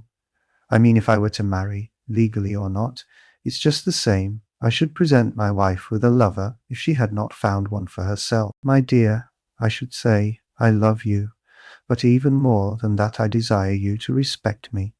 See, am I not right?" Pyotr Petrovitch sniggered as he listened, but without much merriment. He hardly heard it indeed. He was preoccupied with something else, and even Lebeziatnikov at last noticed it. Pyotr Petrovitch seemed excited and rubbed his hands. Lebeziatnikov remembered all this and reflected upon it afterwards. Chapter 2. It would be difficult to explain exactly what could have originated the idea of that senseless dinner in Katerina Ivanovna's disordered brain. Nearly 10 of the 20 roubles given by Raskolnikov for Marmadov's funeral were wasted upon it. Possibly Katerina Ivanovna felt obliged to honor the memory of the deceased suitably, that all the lodgers, and still more Amalia Ivanovna, might know that he was in no way their inferior, and perhaps very much their superior, and that no one had the right to turn up his nose at him. Perhaps the chief element was that peculiar poor man's pride, which compels many poor people to spend their last savings on some traditional social ceremony, simply in order to do like other people, and not to be looked down upon. It is very probable, too, that Katerina Ivanovna longed on this occasion, at the moment when she seemed to be abandoned by everyone, to show those wretched, contemptible lodgers that she knew how to do things, how to entertain, and that she had been brought up in a genteel, she might almost say aristocratic colonel's family, and had not been meant for sweeping floors and washing the children's rags at night. Even the poorest and most broken-spirited people are sometimes liable to these paroxysms of pride and vanity, which take the form of an irresistible nervous craving. And Katerina Ivanovna was not broken-spirited. She might have been killed by circumstance, but her spirit could not have been broken. That is, she could not have been intimidated. Her will could not be crushed. Moreover, Sonia had said, with good reason, that her mind was unhinged. She could not be said to be insane, but for a year past she had been so harassed that her mind might well be overstrained. The later stages of consumption are apt, doctors tell us, to affect the intellect. There was no great variety of wines, nor was there Madeira, but wine there was. There was vodka, rum, and Lisbon wine, all of the poorest quality, but in sufficient quantity. Besides the traditional rice and honey, there were 3 or 4 dishes, one of which consisted of pancakes, all prepared in Amalia Ivanovna's kitchen. 2 samovars were boiling that tea and punch might be offered after dinner. Katerina Ivanovna had herself seen to purchasing the provisions, with the help of one of the lodgers, an unfortunate little Pole who had somehow been stranded at Madame Lipivexel's. He promptly put himself at Katerina Ivanovna's disposal, and had been all that morning and all the day before, running about as fast as his legs could carry him, and very anxious that everyone should be aware of it. For every trifle he ran to Katerina Ivanovna, even hunting her out at the bazaar, at every instant called her Pani. She was heartily sick of him before the end, though she had declared at first that she could not have got on without this serviceable and magnanimous man. It was one of Katerina Ivanovna's characteristics to paint every one she met in the most glowing colours. Her praises were so exaggerated as sometimes to be embarrassing. She would invent various circumstances to the credit of her new acquaintance, and quite genuinely believe in their reality. Then all of a sudden she would be disillusioned, and would rudely and contemptuously repulse the person she had only a few hours before been literally adoring. She was naturally of a gay, lively, and peace-loving disposition, but from continual failures and misfortunes she had come to desire so keenly that all should live in peace and joy, and should not dare to break the peace, that the slightest smallest disaster reduced her almost to frenzy, and she would pass in an instant from the brightest hopes and fancies to cursing her fate and raving, and knocking her head against the wall. Amalia Ivanovna, too, suddenly acquired extraordinary importance in Katerina Ivanovna's eyes, and was treated by her with extraordinary respect, probably only because Amalia Ivanovna had thrown herself heart and soul into the preparations. She had undertaken to lay the table, to provide the linen, crockery, etc., and to cook the dishes in her kitchen, and Katerina Ivanovna had left it all in her hands and gone herself to the cemetery. Everything had been well done. Even the tablecloth was nearly clean. The crockery, knives, forks, and glasses were, of course, of all shapes and patterns, lent by different lodgers, but the table was properly laid at the time fixed, and Amalia Ivanovna, feeling she had done her work well, had put on a black silk dress and a cap with new mourning ribbons, and met the returning party with some pride. This pride, though justifiable, displeased Katerina Ivanovna for some reason, as though the table could not have been laid except by Amalia Ivanovna. She disliked the cap with new ribbons, too. Could she be stuck up, the stupid German, because she was mistress of the house, and had consented as a favour to help her poor lodgers? As a favour? Fancy that! Katerina Ivanovna's father, who had been a colonel and almost a governor, had sometimes had the table set for 40 persons. And then anyone like Amalia Ivanovna, or rather Ludwigovna, would not have been allowed into the kitchen. Katerina Ivanovna, however, put off expressing her feelings for the time, and contented herself with treating her coldly, though she decided inwardly that she would certainly have to put Amalia Ivanovna down and set her in her proper place, for goodness only knew what she was fancying herself. Katerina Ivanovna was irritated too by the fact that hardly any of the lodgers invited had come to the funeral, except the Pole who had just managed to run into the cemetery, while to the memorial dinner the poorest and most insignificant of them had turned up, the wretched creatures, many of them not quite sober, the older and more respectable of them all, as if by common consent, stayed away. Fyodor Petrovich Rodion, for instance, who might be said to be the most respectable of all the lodgers, did not appear, though Katerina Ivanovna had the evening before told all the world, that is Amalia Ivanovna, Polenka Sonia, and the Pole, that he was the most generous, noble-hearted man with a large property and vast connections, who had been a friend of her first husband's and a guest in her father's house, and that he had promised to use all his influence to secure her a considerable pension.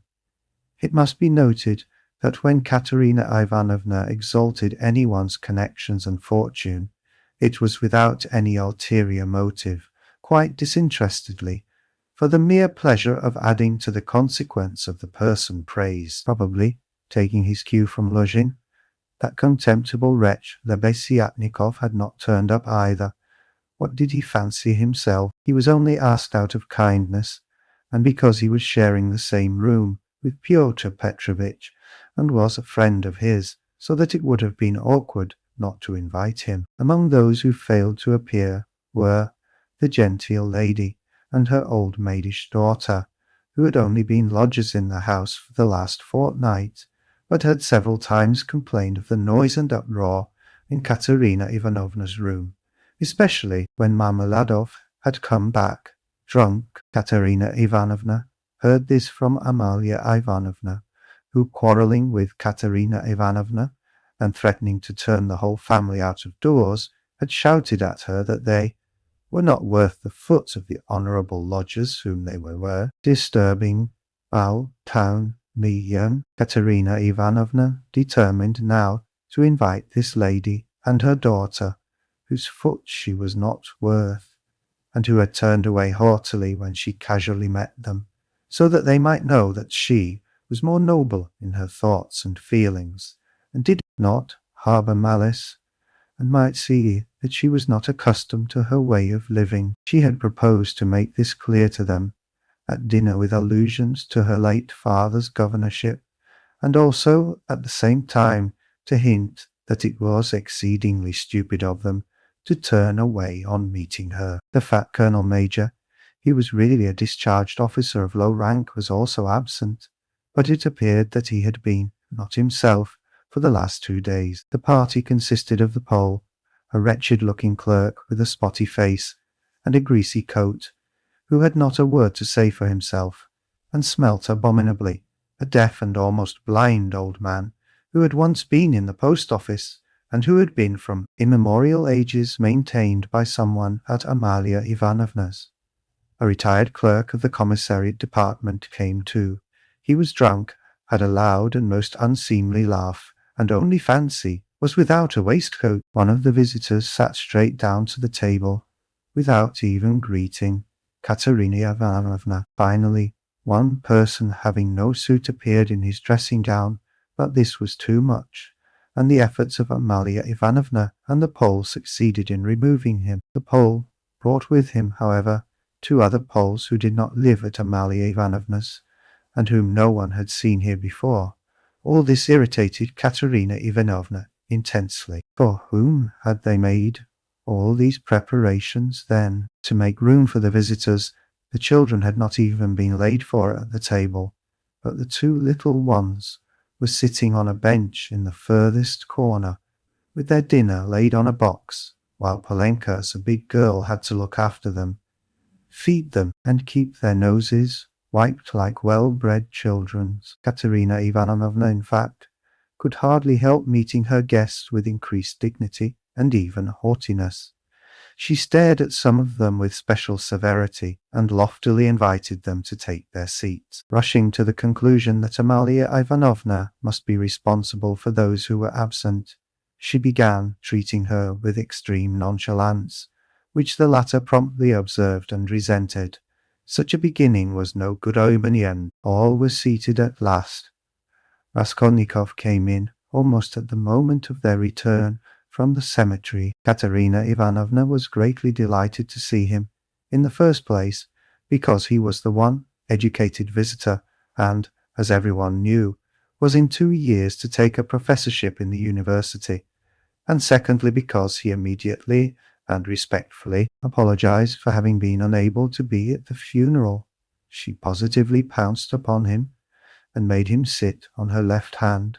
Amalia Ivanovna was on her right, in spite of her continual anxiety that the dishes should be passed round correctly, and that everyone should taste them, in spite of the agonizing cough which interrupted her every minute and seemed to have grown worse during the last few days, hastened to pour out in a half-whisper to Raskolnikov all her suppressed feelings and her just indignation at the failure of the dinner, interspersing her remarks with lively and uncontrollable laughter at the expense of her visitors and especially of her landlady.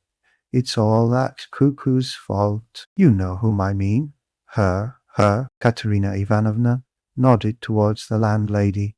"Look at her, she's making round eyes. She feels that we are talking about her and can't understand. Fool, the owl. Ha ha, cough, cough, cough. And what does she put on that cap for? Cough, cough, cough. Have you noticed that she wants everyone to consider that she is patronizing me and doing me an honor by being here? I asked her, like a sensible woman, to invite people, especially those who knew my late husband, and look at the set of fools she has brought. The sweeps, look at that one with the spotty face, and those wretched Poles. Ha ha ha, cough, cough. Not one of them has ever poked his nose in here. I've never set eyes on them. What have they come here for, I ask you?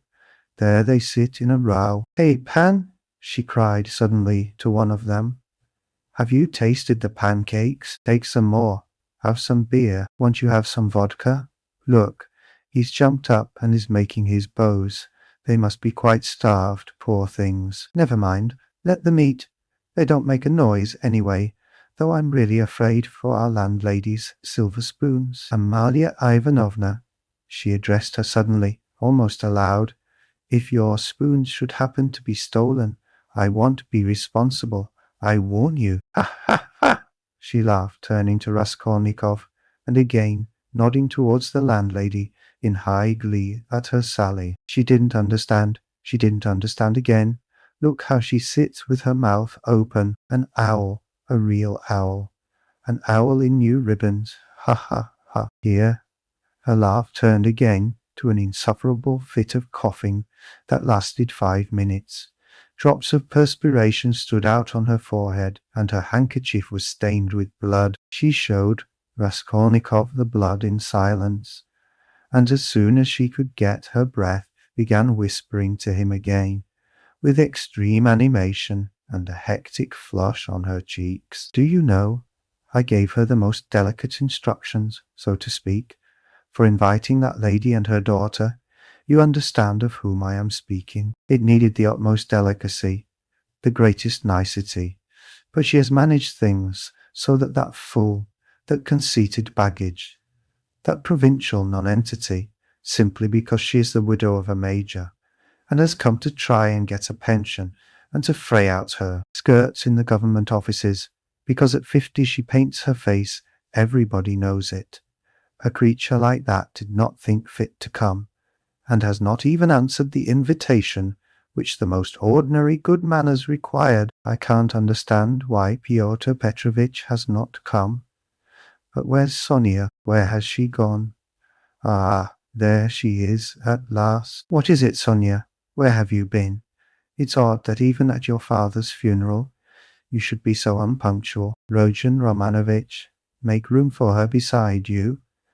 That's your place, Sonia. Take what you like. Have some of the cold entree with jelly. That's the best. They'll bring the pancakes directly. Have they given the children some? Polenka, have you got everything? Cough, cough, cough. That's all right. Be a good girl, Lida. And Kolya, don't fidget with your feet. Sit like a little gentleman. What are you saying, Sonia? Sonia hastened to give her Pyotr Petrovitch apologies, trying to speak loud enough for everyone to hear, and carefully choosing the most respectful phrases which she attributed to Pyotr Petrovitch. She added that Pyotr Petrovitch had particularly told her to say that, as soon as he possibly could, he would come immediately to discuss business alone with her, and to consider what could be done for her, etc., etc. Sonia knew that this would comfort Katerina Ivanovna, would flatter her, and gratify her pride. She sat down beside Raskolnikov. She made him a hurried bow, glancing curiously at him. But for the rest of the time she seemed to avoid looking at him or speaking to him. She seemed absent-minded, though she kept looking at Katerina Ivanovna, trying to please her. Neither she nor Katerina Ivanovna had been able to get mourning.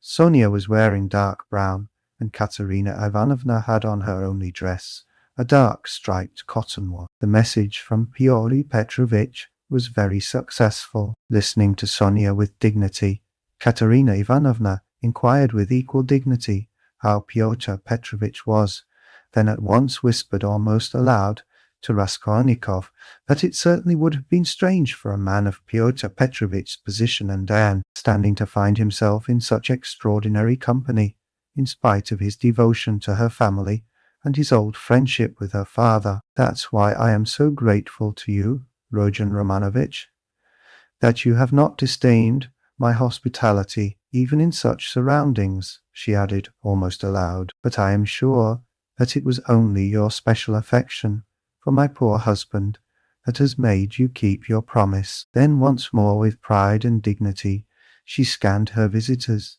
and suddenly inquired aloud across the table of the deaf man, wouldn't he have some more meat, and had he been given some wine? The old man made no answer, and for a long while could not understand what he was asked, though his neighbours amused themselves by poking and shaking him.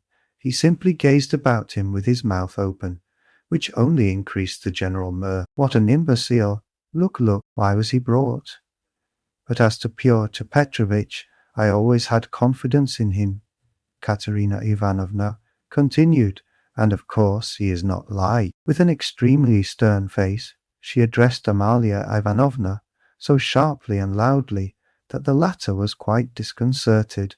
Not like your dressed-up draggly-tails whom my father would not have taken as cooks into his kitchen, and my late husband would have done them honour if he had invited them in the goodness of his heart. Yes, he was fond of drink, he was fond of it. He did drink, cried the commissariat clerk, gulping down his 12th glass of vodka. My late husband certainly had that weakness, and everyone knows it.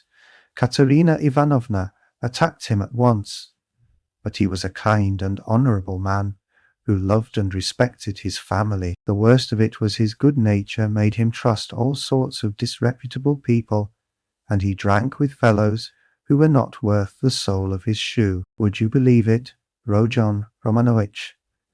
They found a gingerbread cock in his pocket. He was dead drunk, but he did not forget the children. A cock? Did you say a cock? Shouted the commissariat clerk.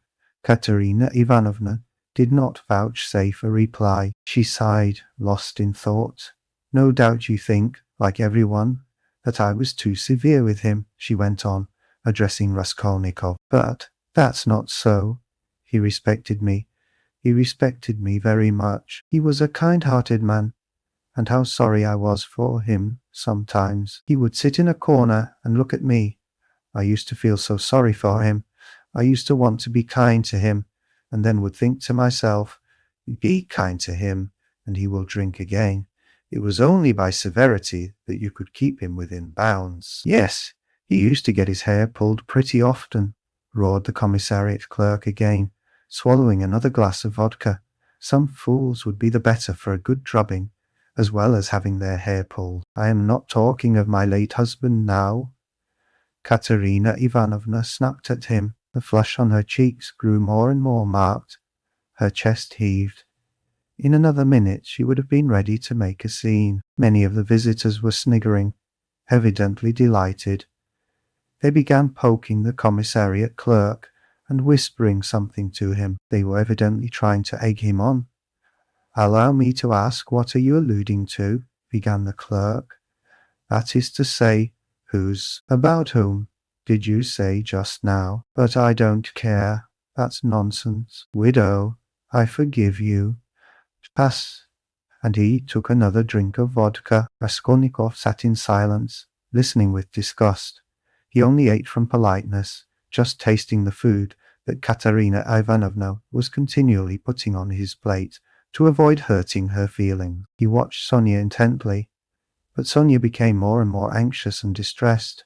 She too foresaw that the dinner would not end peaceably, and saw with terror Katerina Ivanovna's growing irritation. She knew that she, Sonia, was the chief reason for the genteel lady's contemptuous treatment of Katerina Ivanovna's invitation. She had heard from Amalia Ivanovna that the mother was positively offended at the invitation, and had asked the question, how could she let her daughter sit down beside that young person? Sonia had a feeling that Katerina Ivanovna had already heard this, and an insult to Sonia meant more to Katerina Ivanovna than an insult to herself, her children, or her father. Sonia knew that Katerina Ivanovna would not be satisfied now, till she had shown those dragletails that they were both. To make matters worse, someone passed Sonia from the other end of the table, a plate with 2 hearts pierced with an arrow cut out of black bread. Katerina Ivanovna flushed crimson, and at once said aloud across the table that the man who sent it was a drunken ass. Amalia Ivanovna was foreseeing something amiss, and at the same time deeply wounded by Katerina Ivanovna's haughtiness, and to restore the good humour of the company and raise herself in their esteem, she began, apropos of nothing, telling a story about an acquaintance of hers, Karl from the chemist's, who was driving one night in a cab, and that the cabman wanted him to kill, and Karl very much begged him not to kill, and wept and clasped hands, and frightened, and from fear pierced his heart. Though Katerina Ivanovna smiled, she observed at once that Amalia Ivanovna ought not to tell anecdotes in Russian. The latter was still more offended, and she retorted that Herr Vater Osperlin was a very important man, and always went with his hands in pockets. Katerina Ivanovna could not restrain herself, and laughed so much that Amalia Ivanovna lost patience, and could scarcely control herself. Listen to the owl. Katerina Ivanovna whispered at once, her good humour almost restored. She meant to say he kept his hands in his pockets, but she said he put his hands in people's pockets. Cough, cough. And have you noticed, Rodion Romanovich, that all these Petersburg foreigners, the Germans especially, are all stupider than we. Can you fancy any one of us telling how Karl from the chemist's pierced his heart from fear, and that the idiot, instead of punishing the cabman, clasped his hands and wept, and much begged? Ah, the fool! And you know, she fancies it's very touching, and does not suspect how stupid she is. To my thinking, that drunken commissariat clerk is a great deal cleverer. Anyway, one can see that he has addled his brains with drink. But you know, these foreigners are always so well behaved and serious. Look how she sits glaring. She is angry. Ha ha. Cough, cough. Regaining her good humor, Katerina Ivanovna began at once telling Raskolnikov that when she had obtained her pension, she intended to open a school for the daughters of gentlemen in her native town T. This was the first time she had spoken to him of the project, and she launched out into the most alluring details. It suddenly appeared that Katerina Ivanovna had in her hands the very certificate of honor of which Marmeladov had spoken to Raskolnikov in the tavern, when he told him that Katerina Ivanovna, his wife, had danced the shawl dance before the governor and other great personages on leaving school. This certificate of honor was obviously intended now to prove Katerina Ivanovna's right to open a boarding school, but she had armed herself with it chiefly with the object of overwhelming those two stuck-up draggle-tails if they came to the dinner, and proving incontestably that Katerina Ivanovna was of the most noble, she might even say aristocratic family, a colonel's daughter, and was far superior to certain adventuresses who have been so much to the fore of late. The certificate of honor immediately passed into the hands of the drunken guests, and Katerina Ivanovna did not try to retain it, for it actually contained the statement en lettres that her father was of the rank of a major, and also a companion of an order, so that she really was almost the daughter of a colonel. Warming up, Katerina Ivanovna proceeded to enlarge on the peaceful and happy life they would lead in T, on the gymnasium teachers whom she would engage to give lessons in her boarding school. One, a most respectable old Frenchman, one Mangot, who had taught Katerina Ivanovna herself in old days, and was still living in T, and would no doubt teach in her school on moderate terms. Next she spoke of Sonia, who would go with her to T, and help her in all her plans. At this, someone at the further end of the table gave a sudden guffaw, though Katerina Ivanovna tried to appear to be disdainfully unaware of it. She raised her voice and began at once speaking with conviction of Sonia's undoubted ability to assist her, of her gentleness, patience, devotion, generosity, and good education. Tapping Sonia on the cheek and kissing her warmly twice, Sonia flushed crimson, and Katerina Ivanovna suddenly burst into tears, immediately observing that she was nervous and silly, that she was too much upset, that it was time to finish, and as the dinner was over, it was time to hand round the tea. At that moment, Amalia Ivanovna, deeply aggrieved at taking no part in the conversation and not being listened to, made one last effort, and with secret misgivings ventured on an exceedingly deep and weighty observation that, in the future boarding school, she would have to pay particular attention to Divesha, and that there certainly must be a good dame to look after the linen, and secondly, that the young ladies must not novels at night read. Katerina Ivanovna, who certainly was upset and very tired, as well as heartily sick of the dinner, at once cut short Amalia Ivanovna,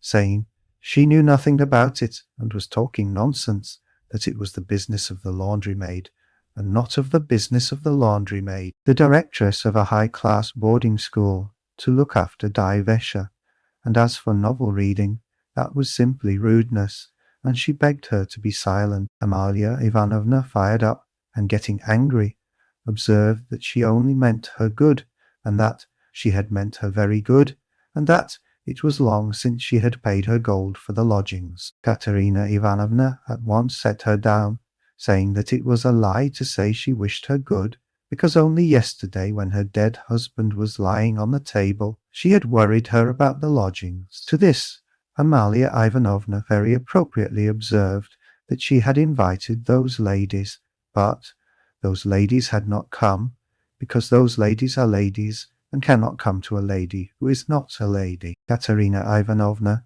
at once pointed out to her that as she was a slut, she could not judge what made one really a lady. Amalia Ivanovna at once declared that her Vater aus Berlin was a very, very important man, and both hands in pockets went, and always used to say, "Poof, poof," and she leapt up from the table to represent her father, sticking her hands in her pockets, puffing her cheeks, and uttering vague sounds resembling "poof, woof," amid loud laughter from all the lodgers, who purposely encouraged Amalia Ivanovna, hoping for a fight. But this was too much for Katerina Ivanovna, and she at once declared, so that all could hear, that Amalia Ivanovna probably never had a father, but was simply a drunken Petersburg Finn, and had certainly once been a cook, and probably something worse. Amalia Ivanovna turned as red as a lobster, and squealed that perhaps Katerina Ivanovna never had a father,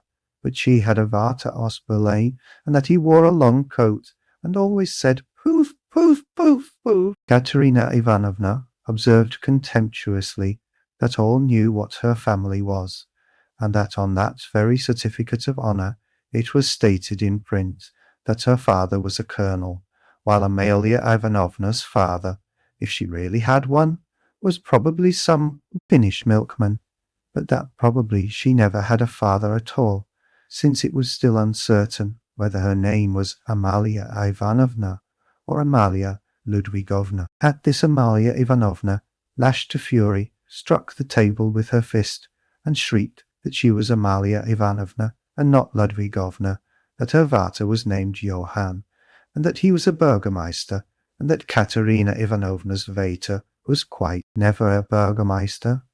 "Oh, she, why, don't you?" Katerina Ivanovna rose from her chair, and with a stern and apparently calm voice, though she was pale and her chest was heaving, observed that if she dared for one moment to set her contemptible wretch of a father on a level with her pa, she, Katerina Ivanovna, would tear her cap off her head and trample it underfoot. Amalia Ivanovna ran about the room, shouting at the top of her voice that she was mistress of the house, and that Katerina Ivanovna should leave the lodgings that minute.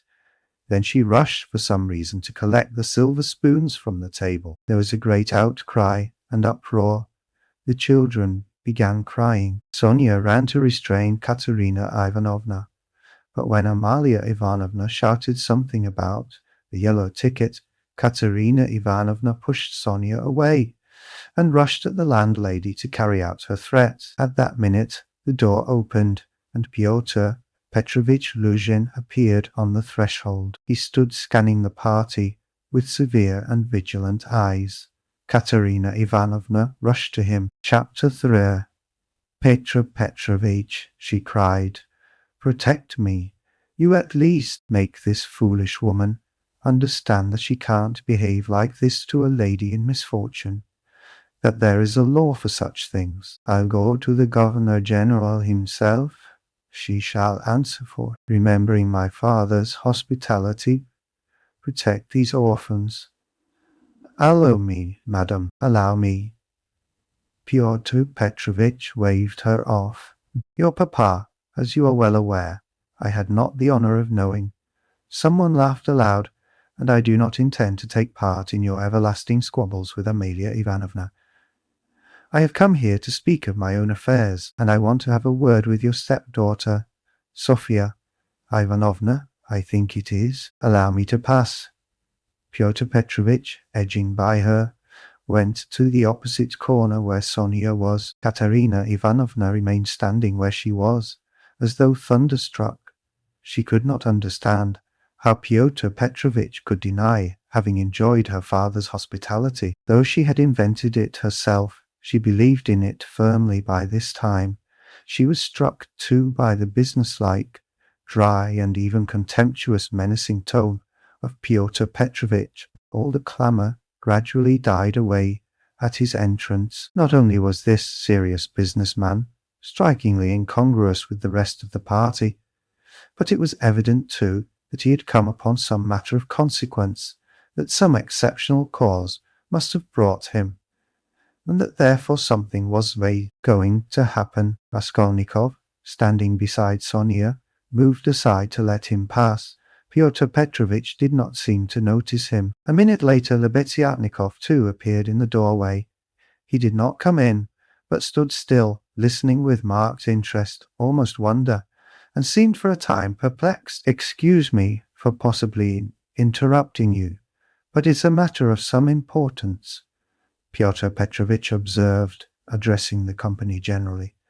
"I am glad indeed to find other persons present. Amalia Ivanovna, I humbly beg you as mistress of the house to pay careful attention to what I have to say to Sofya Ivanovna. Sofya Ivanovna," he went on, addressing Sonia, who was very much surprised and already alarmed.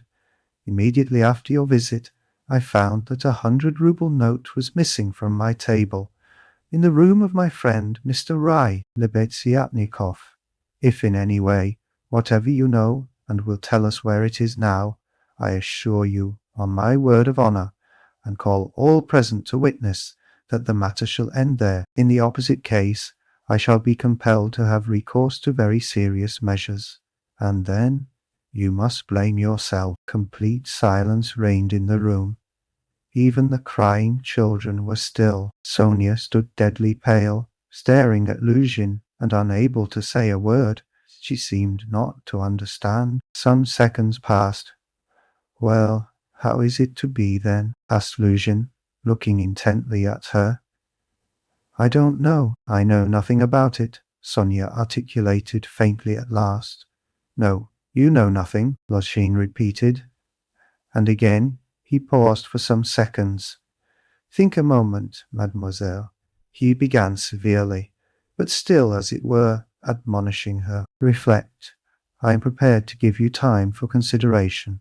Kindly observe this. If I were not so entirely convinced, I should not, you may be sure, with my experience, venture to accuse you so directly, seeing that for such direct accusation before witnesses, if false or even mistaken, I should myself in a certain sense be made responsible. I am aware of that. This morning I changed for my own purposes several 5% securities for the sum of approximately 3,000 rubles. The account is noted down in my pocketbook. On my return home, I proceeded to count the money, as Mr. Lebeziatnikov will bear witness, and after counting 2,300 rubles, I put the rest in my pocketbook in my coat pocket. About 500 rubles remained on the table, and among them 3 notes of 100 rubles each. At that moment you entered at my invitation, and all the time you were present, you were exceedingly embarrassed, so that 3 times you jumped up in the middle of the conversation and tried to make off. Mr. Lebeziatnikov can bear witness to this. You yourself, mademoiselle, probably will not refuse to confirm my statement that I invited you through Mr. Lebeziatnikov solely in order to discuss with you the hopeless and destitute position of your relative, Katerina Ivanovna, whose dinner I was unable to attend, and the advisability of getting up something of the nature of a subscription, lottery or the like, for her benefit. You thanked me, and even shed tears. I describe all this as it took place, primarily to recall it to your mind, and secondly to show you that not the slightest detail has escaped my recollection. Then I took a 10-ruble note from the table and handed it to you, by way of first installment on my part, for the benefit of your relative. Lebeziatnikov saw all this. Then I accompanied you to the door, you being still in the same state of embarrassment, after which, being left alone with Mr. Lebeziatnikov, I talked to him for 10 minutes. Then Mr. Lebeziatnikov went out, and I returned to the table with the money lying on it, intending to count it, and to put it aside, as I proposed doing before. To my surprise, 100-ruble note had disappeared. Kindly consider the position, Mr. Lebeziatnikov. I cannot suspect, I am ashamed to allude to such a supposition. I cannot have made a mistake in my reckoning, For the minute before your entrance I had finished my accounts and found the total correct. You will admit that recollecting your embarrassment, your eagerness to get away, and the fact that you kept your hands for some time on the table, and taking into consideration your social position and the habits associated with it, I was, so to say, with horror and positively against my will, compelled to entertain a suspicion, a cruel but justifiable suspicion. I will add further, and repeat that in spite of my positive conviction, I realize that I run a certain risk in making this accusation. But as you see, I could not let it pass. I have taken action, and I will tell you why. Solely, madam, solely owing to your black ingratitude. Why? I invite you, for the benefit of your destitute relative, I present you with my donation of 10 roubles, and you, on the spot, repay me for all that with such an action. It is too bad. You need a lesson. Reflect. Moreover, like a true friend, I beg you, and you could have no better friend at this moment. Think what you are doing, otherwise I shall be immovable. Well, what do you say? I have taken nothing, Sonia whispered in terror. You gave me 10 roubles. Here it is. Take it. Sonia pulled her handkerchief out of her pocket, untied a corner of it, took out the 10-rouble note and gave it to Luzhin. And the 100 roubles you do not confess to taking? He insisted reproachfully, not taking the note. Sonia looked about her. All were looking at her with such awful, stern, ironical, hostile eyes. She looked at Raskolnikov. He stood against the wall, with his arms crossed, looking at her with glowing eyes. Good God! Broke from Sonia. Amalia Ivanovna, we shall have to send word to the police, and therefore I humbly beg you, meanwhile, to send for the house porter. Luzhin said softly and even kindly. Gott der Barmherzige! I knew she was the thief, cried Amalia Ivanovna, throwing up her hands. You knew it? Luzhin caught her up. Then I suppose you had some reason before this for thinking so. I beg you, worthy Amalia Ivanovna, to remember your words which have been uttered before witnesses. There was a buzz of loud conversation on all sides. All were in movement. What? Cried Katerina Ivanovna, suddenly realizing the position, and she rushed at Luzhin. What? You accuse her of stealing? Sonia? Ah, the wretches, the wretches! And running to Sonia, she flung her wasted arms round her and held her as in a vice. Sonia, how dared you take 10 roubles from him? Foolish girl, give it to me. Give me the 10 roubles at once. Here. And snatching the note from Sonia, Katerina Ivanovna crumpled it up and flung it straight into Luzhin's face. It hit him in the eye and fell on the ground. Amalia Ivanovna hastened to pick it up. Pyotr Petrovitch lost his temper. Hold that mad woman, he shouted. At that moment several other persons besides Lebeziatnikov appeared in the doorway, among them the 2 ladies. What? Mad? Am I mad? Idiot! Shrieked Katerina Ivanovna. You are an idiot yourself, pettifogging lawyer, base man. Sonia, take his money. Sonia, a thief. Why, she'd give away her last penny. And Katerina Ivanovna broke into hysterical laughter. Did you ever see such an idiot? She turned from side to side. And you too? She suddenly saw the landlady. And you too, sausage eater. You declare that she is a thief. You trashy Prussian hen's leg in a crinoline. She hasn't been out of this room. She came straight from you, you wretch, and sat down beside me. Everyone saw her. She sat here, by Rodion Romanovitch. Search her. Since she's not left the room, the money would have to be on her. Search her, search her. But if you don't find it, then excuse me, my dear fellow, you'll answer for it.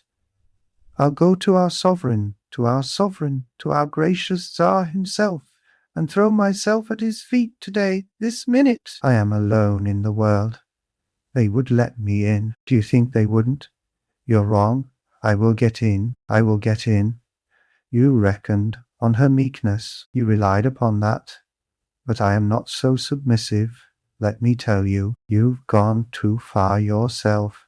Search her, and Katerina Ivanovna, in a frenzy, shook Lushin and dragged him towards Sonia.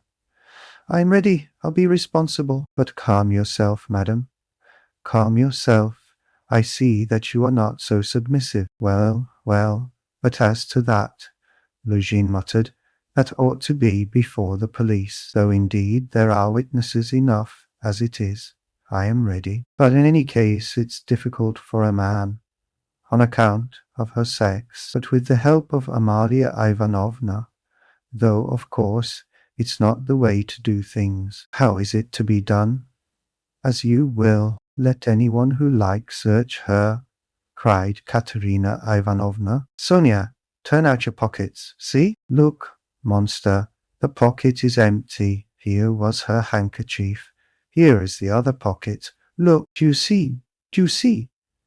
And Katerina Ivanovna turned, or rather snatched, both pockets inside out, but from the right pocket a piece of paper flew out and, describing a parabola in the air, fell at Luzhin's feet.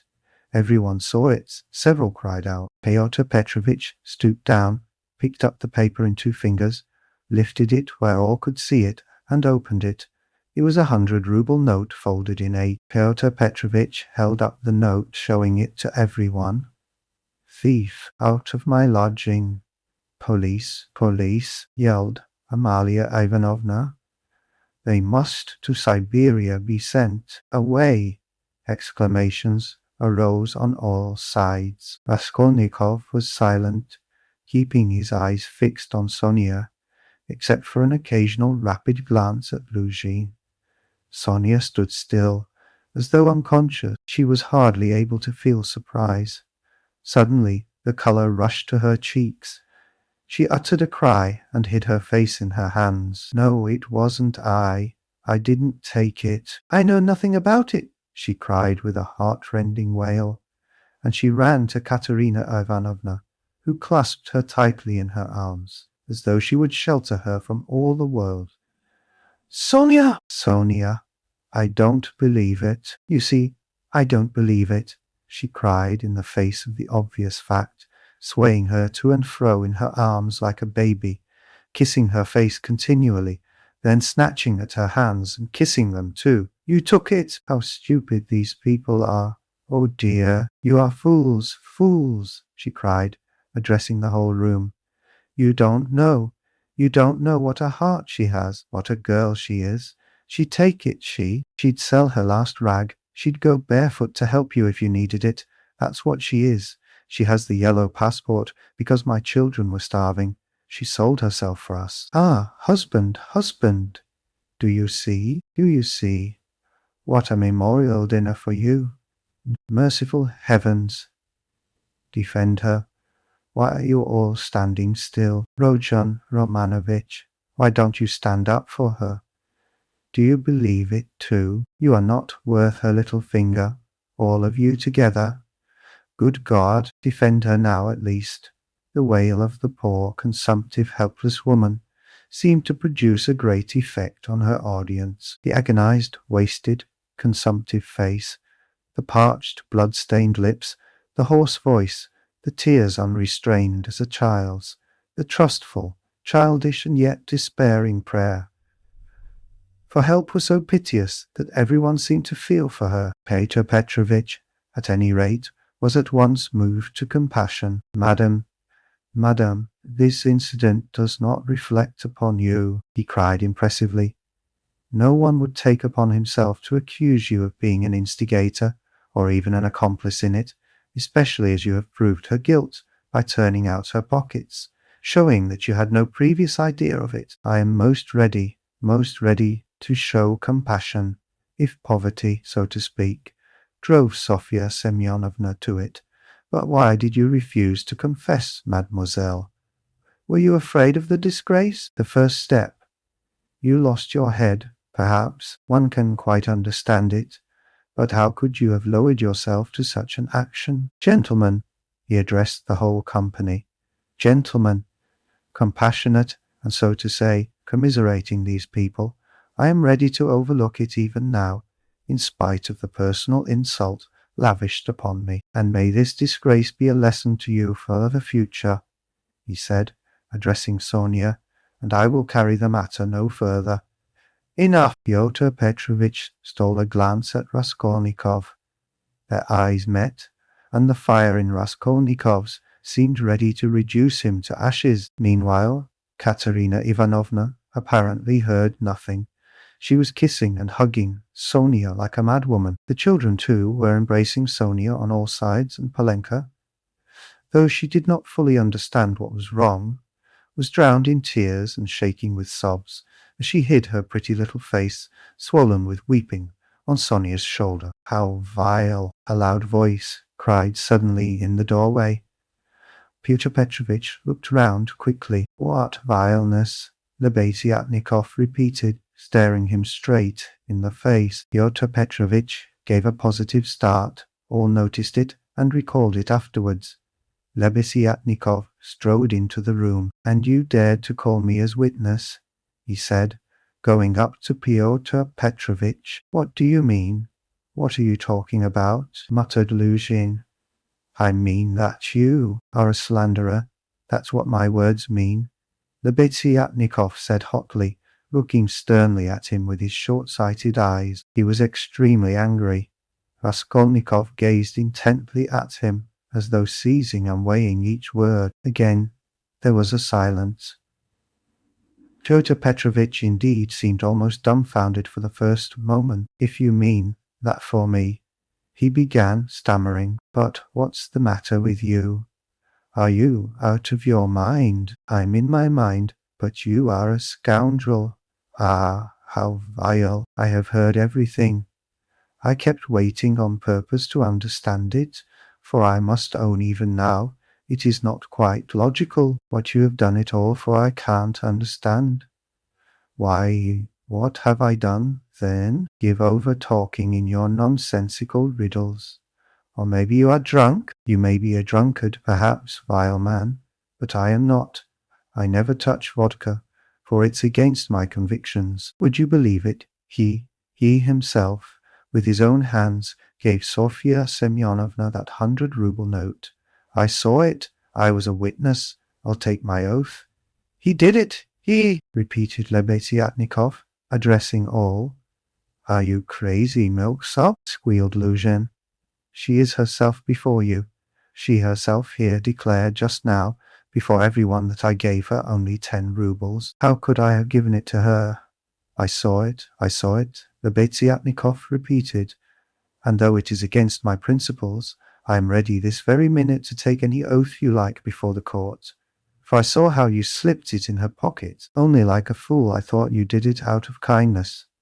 When you were saying goodbye to her at the door, while you held her hand in one hand, with the other, the left, you slipped the note into her pocket. I saw it. Luzhin turned pale. What lies! He cried impudently. Why, how could you, standing by the window, see the note? You fancied it with your short-sighted eyes. You are raving. No, I didn't fancy it. And though I was standing some way off, I saw it all. And though it certainly would be hard to distinguish a note from the window, that's true, I knew for certain that it was a 100-ruble note, because, when you were going to give Sofya Semyonovna 10 rubles, you took up from the table a 100-ruble note. I saw it because I was standing near then, and an idea struck me at once, so that I did not forget you had it in your hand. You folded it and kept it in your hand all the time. I didn't think of it again until, when you were getting up, you changed it from your right hand to your left and nearly dropped it. I noticed it because the same idea struck me again, that you meant to do her a kindness without my seeing. You can fancy how I watched you, and I saw how you succeeded in slipping it into her pocket. I saw it. I'll take my oath. Lebediatnikov was almost breathless. Exclamations arose on all hands, chiefly expressive of wonder, but some were menacing in tone. They all crowded round Pyotr Petrovitch. Katerina Ivanovna flew to Lebediatnikov. I was mistaken in you, Protect her. You are the only one to take her part. She is an orphan. God has sent you. Katerina Ivanovna, hardly knowing what she was doing, sank on her knees before him. A pack of nonsense, yelled Luzhin, roused to fury.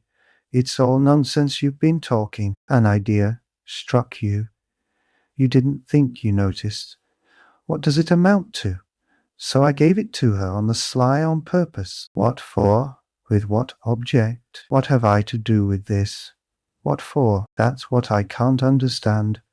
But that what I am telling you is the fact. That's certain. So far from my being mistaken, you infamous criminal man. I remember how, on account of it, a question occurred to me at once, just when I was thanking you and pressing your hand. What made you put it secretly in her pocket? Why you did it secretly, I mean. Could it be simply to conceal it from me, knowing that my convictions are opposed to yours, and that I do not approve of private benevolence, which effects no radical cure? Well, I decided that you really were ashamed of giving such a large sum before me. Perhaps, too, I thought, he wants to give her a surprise when she finds a whole 100-ruble note in her pocket. For I know some benevolent people are very fond of decking out their charitable actions in that way. Then the idea struck me, too, that you wanted to test her, to see whether, when she found it, she would come to thank you. Then, too, that you wanted to avoid thanks, and that, as the saying is, your right hand should not know. Something of that sort, in fact. I thought of so many possibilities that I put off considering it, but still thought it indelicate to show you that I knew your secret. But another idea struck me again, that Sofya Semyonovna might easily lose the money before she noticed it. That was why I decided to come in here, to call her out of the room, and to tell her that you put 100 rubles in her pocket. But on my way, I went first to Madame Kobilatnikov's to take them the general treatise on the positive method, and especially to recommend Peder's article, and also Wagner's. Then I come on here, and what a state of things I find. Now could I have all these ideas and reflections if I had not seen you put the 100-ruble note in her pocket? When Lebeziatnikov finished his long-winded harangue with the logical deduction at the end, he was quite tired, and the perspiration streamed from his face. He could not, alas, even express himself correctly in Russian, though he knew no other language, so that he was quite exhausted, almost emaciated after this heroic exploit. But his speech produced a powerful effect. He had spoken with such vehemence, with such conviction, that everyone obviously believed him. Pyotr Petrovitch felt that things were going badly with him. What is it to do with me? If silly ideas did occur to you, he shouted, that's no evidence. You may have dreamt it, that's all. And I tell you, you are lying, sir. You are lying and slandering from some spite against me, simply from pique, because I did not agree with your free-thinking, godless social propositions. But this retort did not benefit Pyotr Petrovitch. Murmurs of disapproval were heard on all sides. Ah, that's your line now, is it? Cried Lebeziatnikov. That's nonsense.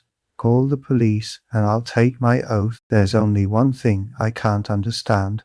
What made him risk such a contemptible action? Oh, pitiful, despicable man. I can explain why he risked such an action, and if necessary, I too will swear to it. Raskolnikov said at last in a firm voice, and he stepped forward. He appeared to be firm and composed. Everyone felt clearly from the very look of him that he really knew about it, and that the mystery would be solved. Now I can explain it all to myself, said Raskolnikov, addressing Lebeziatnikov. From the very beginning of the business, I suspected that there was some scoundrelly intrigue at the bottom of it. I began to suspect it from some special circumstances known to me only, which I will explain at once to everyone. They account for everything. Your valuable evidence has finally made everything clear to me. I beg all to listen. This gentleman, he pointed to Luzhin, was recently engaged to be married to a young lady, my sister, Avdotya Romanovna Raskolnikov. But, coming to Petersburg, He quarrelled with me the day before yesterday at our first meeting, and I drove him out of my room. I have 2 witnesses to prove it. He is a very spiteful man. The day before yesterday, I did not know that he was staying here, in your room, and that consequently, on the very day we quarrelled, the day before yesterday, he saw me give Katerina Ivanovna some money for the funeral. As a friend of the late Mr. J. Marmeladov, he at once wrote a note to my mother and informed her that I had given away all my money, not to Katerina Ivanovna, but to Sofya Semyonovna, and referred in a most contemptible way to the character of Sofya Semyonovna.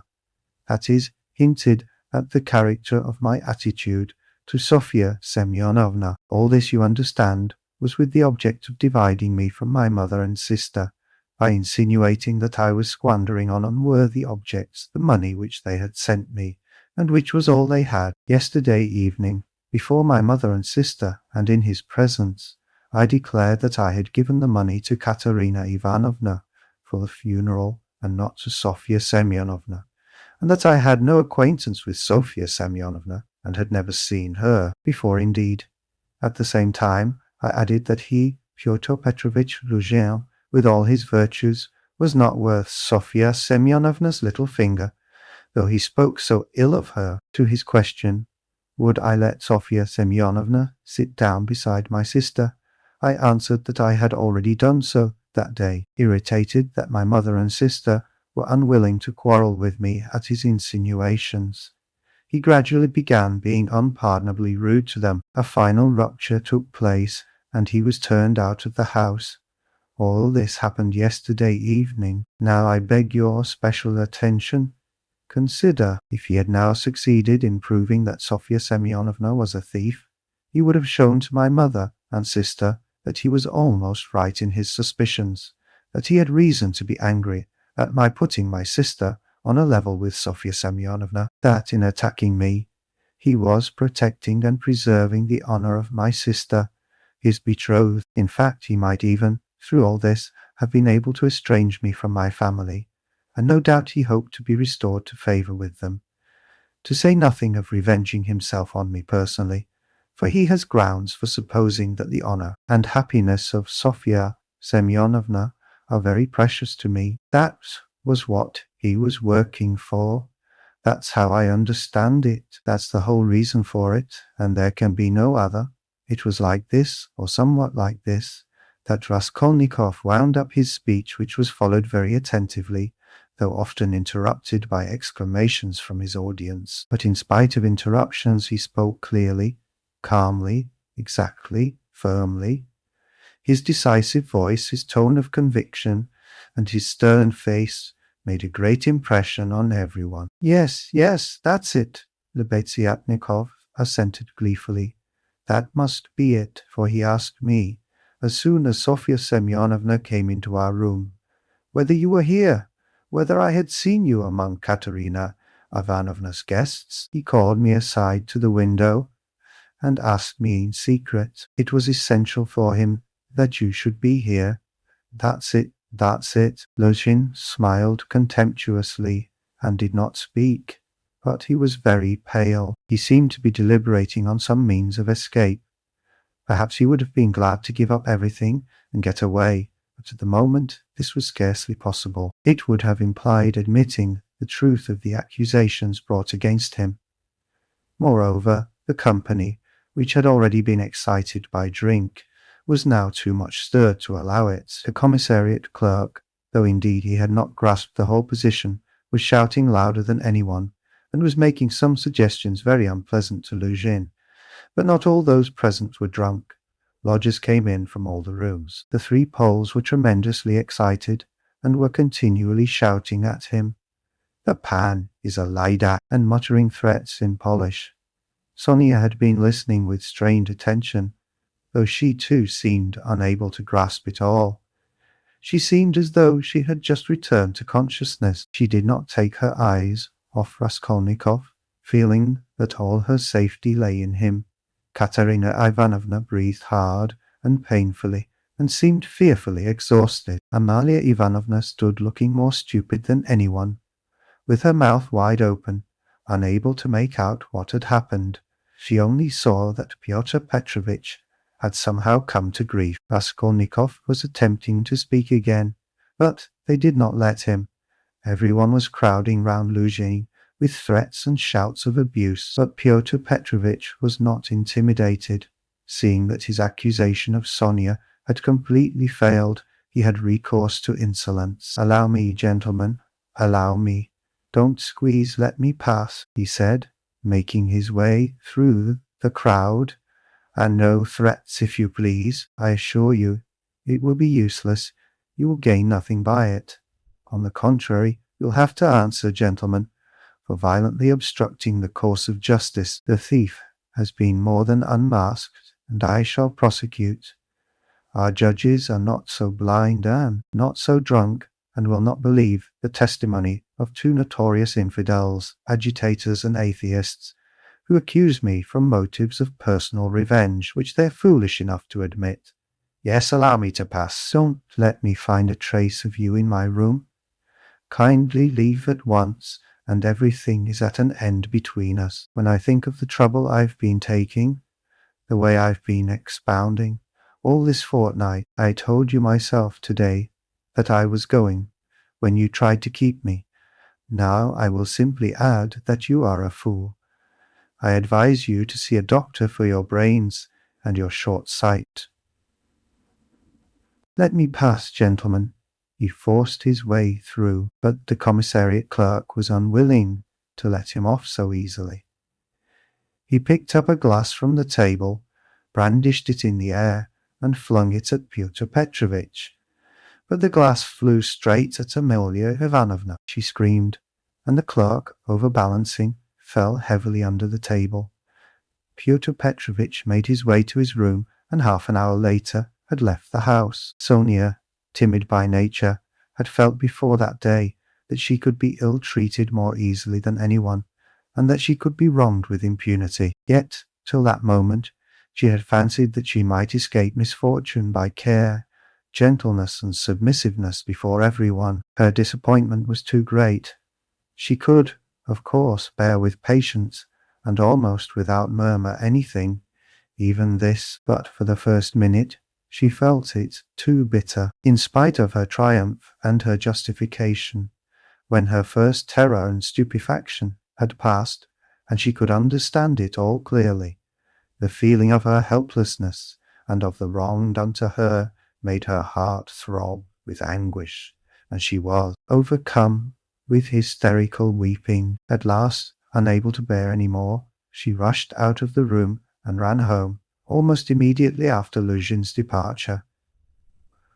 When amidst loud laughter the glass flew at Amalia Ivanovna, it was more than the landlady could endure. With a shriek she rushed like a fury at Katerina Ivanovna, considering her to blame for everything.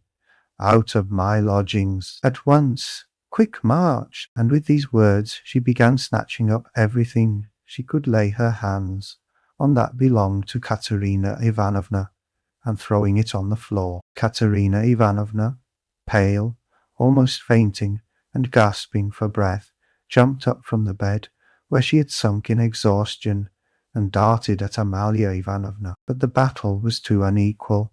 The landlady waved her away like a feather. "What? As though that godless calumny was not enough. This vile creature attacks me. What? On the day of my husband's funeral, I am turned out of my lodging. After eating my bread and salt, she turns me into the street with my orphans. Where am I to go?" wailed the poor woman, sobbing and gasping. "Good God!" she cried with flashing eyes. "Is there no justice upon earth? Whom should you protect if not us orphans? We shall see. There is law and justice on earth. There is. I will find it. Wait a bit, godless creature. Polenka, stay with the children. I'll come back. Wait for me, if you have to wait in the street.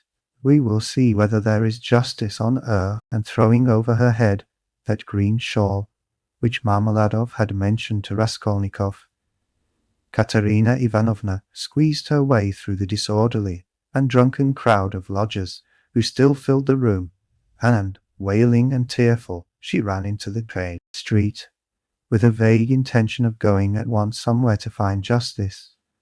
Polenka, with the two little ones in her arms, crouched, terrified, on the trunk in the corner of the room, where she waited, trembling, for her mother to come back. Amalia Ivanovna raged about the room, shrieking, lamenting, and throwing everything she came across on the floor. The lodgers talked incoherently. Some commented to the best of their ability on what had happened. Others quarrelled and swore at one another, while others struck up a song. "Now it's time for me to go," thought Raskolnikov. "Well, Sofya Semyonovna, we shall see what you'll say now." And he set off in the direction of Sonia's lodgings. Chapter 4. Raskolnikov had been a vigorous and active champion of Sonia against Luzhin, although he had such a load of horror and anguish in his own heart. But having gone through so much in the morning, he found a sort of relief in a change of sensations. Apart from the strong personal feeling which impelled him to defend Sonia, he was agitated too, especially at some moments, by the thought of his approaching interview with Sonia. He had to tell her who had killed Lizaveta. He knew the terrible suffering it would be to him, and, as it were, brushed away the thought of it. So when he cried as he left Katerina Ivanovna's, "Well, Sofya Semyonovna, we shall see what you'll say now," he was still superficially excited, still vigorous and defiant from his triumph over Luzhin. But strange to say, by the time he reached Sonia's lodging, he felt a sudden impotence and fear. He stood still in hesitation at the door, asking himself the strange question: must he tell her who killed Lizaveta? It was a strange question, because he felt at the very time, not only that he could not help telling her, but also that he could not put off the telling. He did not yet know why it must be so. He only felt it, and the agonizing sense of his impotence before the inevitable almost crushed him. To cut short his hesitation and suffering, he quickly opened the door and looked at Sonia from the doorway. She was sitting with her elbows on the table and her face in her hands, but seeing Raskolnikov, she got up at once and came to meet him, as though she were expecting him. "What would have become of me but for you?" she said quickly, meeting him in the middle of the room. Evidently she was in haste to say this to him. It was what she had been waiting for. Raskolnikov went to the table and sat down on the chair from which he had only just risen. She stood facing him, 2 steps away, just as she had done the day before. "Well, Sonia," he said, and felt that his voice was trembling. "It was all due to our social position and the habits associated with it. Did you understand that just now?" Her face showed her distress. "Only don't talk to me as you did yesterday," she interrupted him. "Please don't begin it. There is misery enough without that." She made haste to smile, afraid that he might not like the reproach. "I was silly to come away from there. What is happening there now? I wanted to go back directly, but I kept thinking that you would come." He told her that Amalia Ivanovna was turning them out of their lodging, and that Katerina Ivanovna had run off somewhere to seek justice. "My God!" cried Sonia. "Let's go at once." And she snatched up her cape. "It's everlastingly the same thing," said Raskolnikov irritably. "You've no thought except for them. Stay a little with me." But, Katerina Ivanovna, you won't lose Katerina Ivanovna. You may be sure she'll come to you herself since she has run out," he added peevishly. "If she doesn't find you here, you'll be blamed for it." Sonia sat down in painful suspense. Raskolnikov was silent, gazing at the floor and deliberating. "This time, Luzhin did not want to prosecute you," he began, not looking at Sonia. "But if he had wanted to, if it had suited his plans, he would have sent you to prison if it had not been for Lebeziatnikov and me." "Ah, yes," she assented in a faint voice. "Yes," she repeated, preoccupied and distressed. But I might easily not have been there, and it was quite an accident. Lebeziatnikov's turning up. Sonia was silent. And if you'd gone to prison, what then? Do you remember what I said yesterday? Again she did not answer. He waited. I thought you would cry out again. Don't speak of it. Leave off. Raskolnikov gave a laugh, but rather a forced one. What? Silence again, he asked a minute later. We must talk about something, you know. It would be interesting for me to know how you would decide a certain problem, as Lebeziatnikov would say. He was beginning to lose the thread. No, really, I am serious. Imagine, Sonia, that you had known all Luzhin's intentions beforehand. Known, that is, for a fact, that they would be the ruin of Katerina Ivanovna, and the children and yourself thrown in. Since you don't count yourself for anything, Polenka too, or shall go the same way. Well, if suddenly it all depended on your decision whether he or they should go on living, that is, whether Luzhin should go on living and doing wicked things, or Katerina Ivanovna should die, how would you decide which of them was to die? I ask you. Sonia looked uneasily at him. There was something peculiar in this hesitating question, which seemed approaching something in a roundabout way. I felt that you were going to ask some question like that, she said, looking inquisitively at him. I dare say you did, but how is it to be answered? Why do you ask about what could not happen? Said Sonia reluctantly. Then it would be better for Luzhin to go on living and doing wicked things. You haven't dared to decide even that. But I can't know the divine providence. And why do you ask what can't be answered? What's the use of such foolish questions? How could it happen that it should depend on my decision? Who has made me a judge to decide who is to live and who is not to live? Oh, if the divine providence is to be mixed up in it, there is no doing anything, Raskolnikov grumbled morosely. You'd better say straight out what you want, Sonia cried in distress. You are leading up to something again. Can you have come simply to torture me? She could not control herself and began crying bitterly. He looked at her in gloomy misery. 5 minutes passed. Of course you're right, Sonia, he said softly at last. He was suddenly changed. His tone of assumed arrogance and helpless defiance was gone. Even his voice was suddenly weak. I told you yesterday that I was not coming to ask forgiveness, and almost the first thing I've said is to ask forgiveness. I said that about Luzhin and Providence for my own sake. I was asking forgiveness, Sonia. He tried to smile, but there was something helpless and incomplete in his pale smile. He bowed his head and hid his face in his hands, and suddenly a strange, surprising sensation of a sort of bitter hatred for Sonia passed through his heart. As it were wondering and frightened of this sensation, he raised his head and looked intently at her.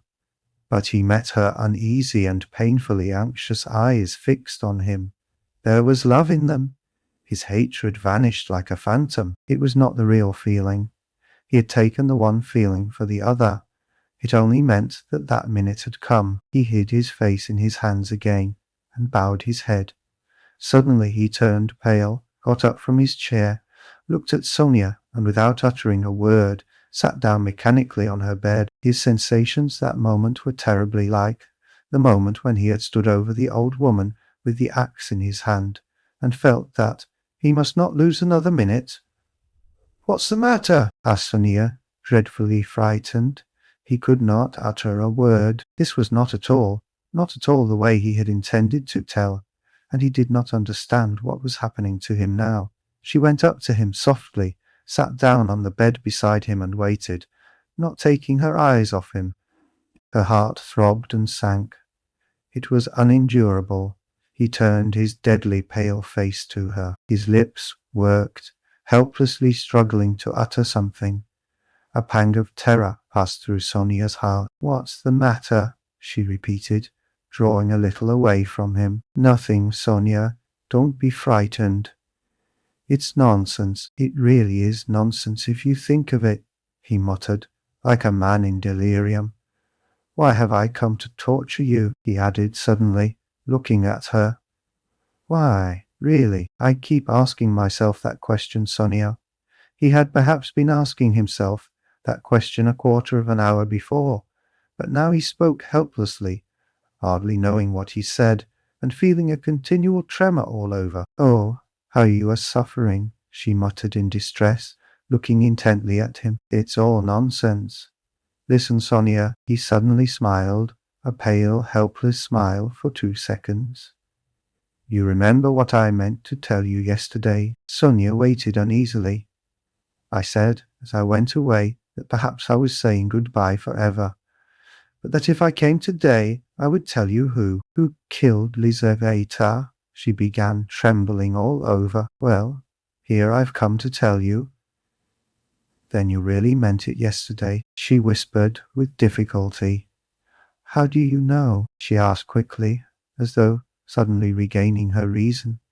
Sonia's face grew paler and paler, and she breathed painfully. I know. She paused a minute. Have they found him? She asked timidly. No. Then how do you know about it? She asked again, hardly audibly, and again, after a minute's pause. He turned to her and looked very intently at her. Yes, he said, with the same distorted, helpless smile. A shudder passed over her. But you? Why do you frighten me like this? She said, smiling like a child. I must be a great friend of his, since I know. Raskolnikov went on, still gazing into her face, as though he could not turn his eyes away. He did not mean to kill that Lizaveta. He killed her accidentally. He meant to kill the old woman when she was alone, and he went there. And then Lizaveta came in. He killed her, too. Another awful moment passed. Both still gazed at one another. You can't guess, then? He asked suddenly, feeling as though he were flinging himself down from a steeple. No, whispered Sonia. Take a good look.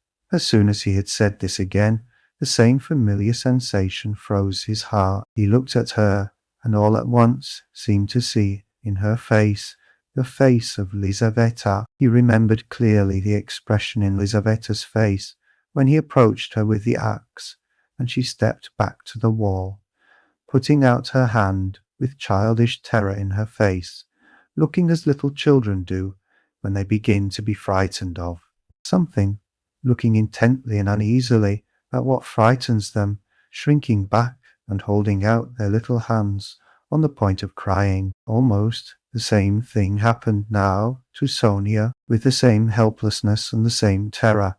She looked at him for a while, and suddenly putting out her left hand, pressed her fingers faintly against his breast, and slowly began to get up from the bed, moving further from him, and keeping her eyes fixed even more immovably on him. Her terror infected him. The same fear showed itself on his face. In the same way he stared at her, and almost with the same childish smile. Have you guessed?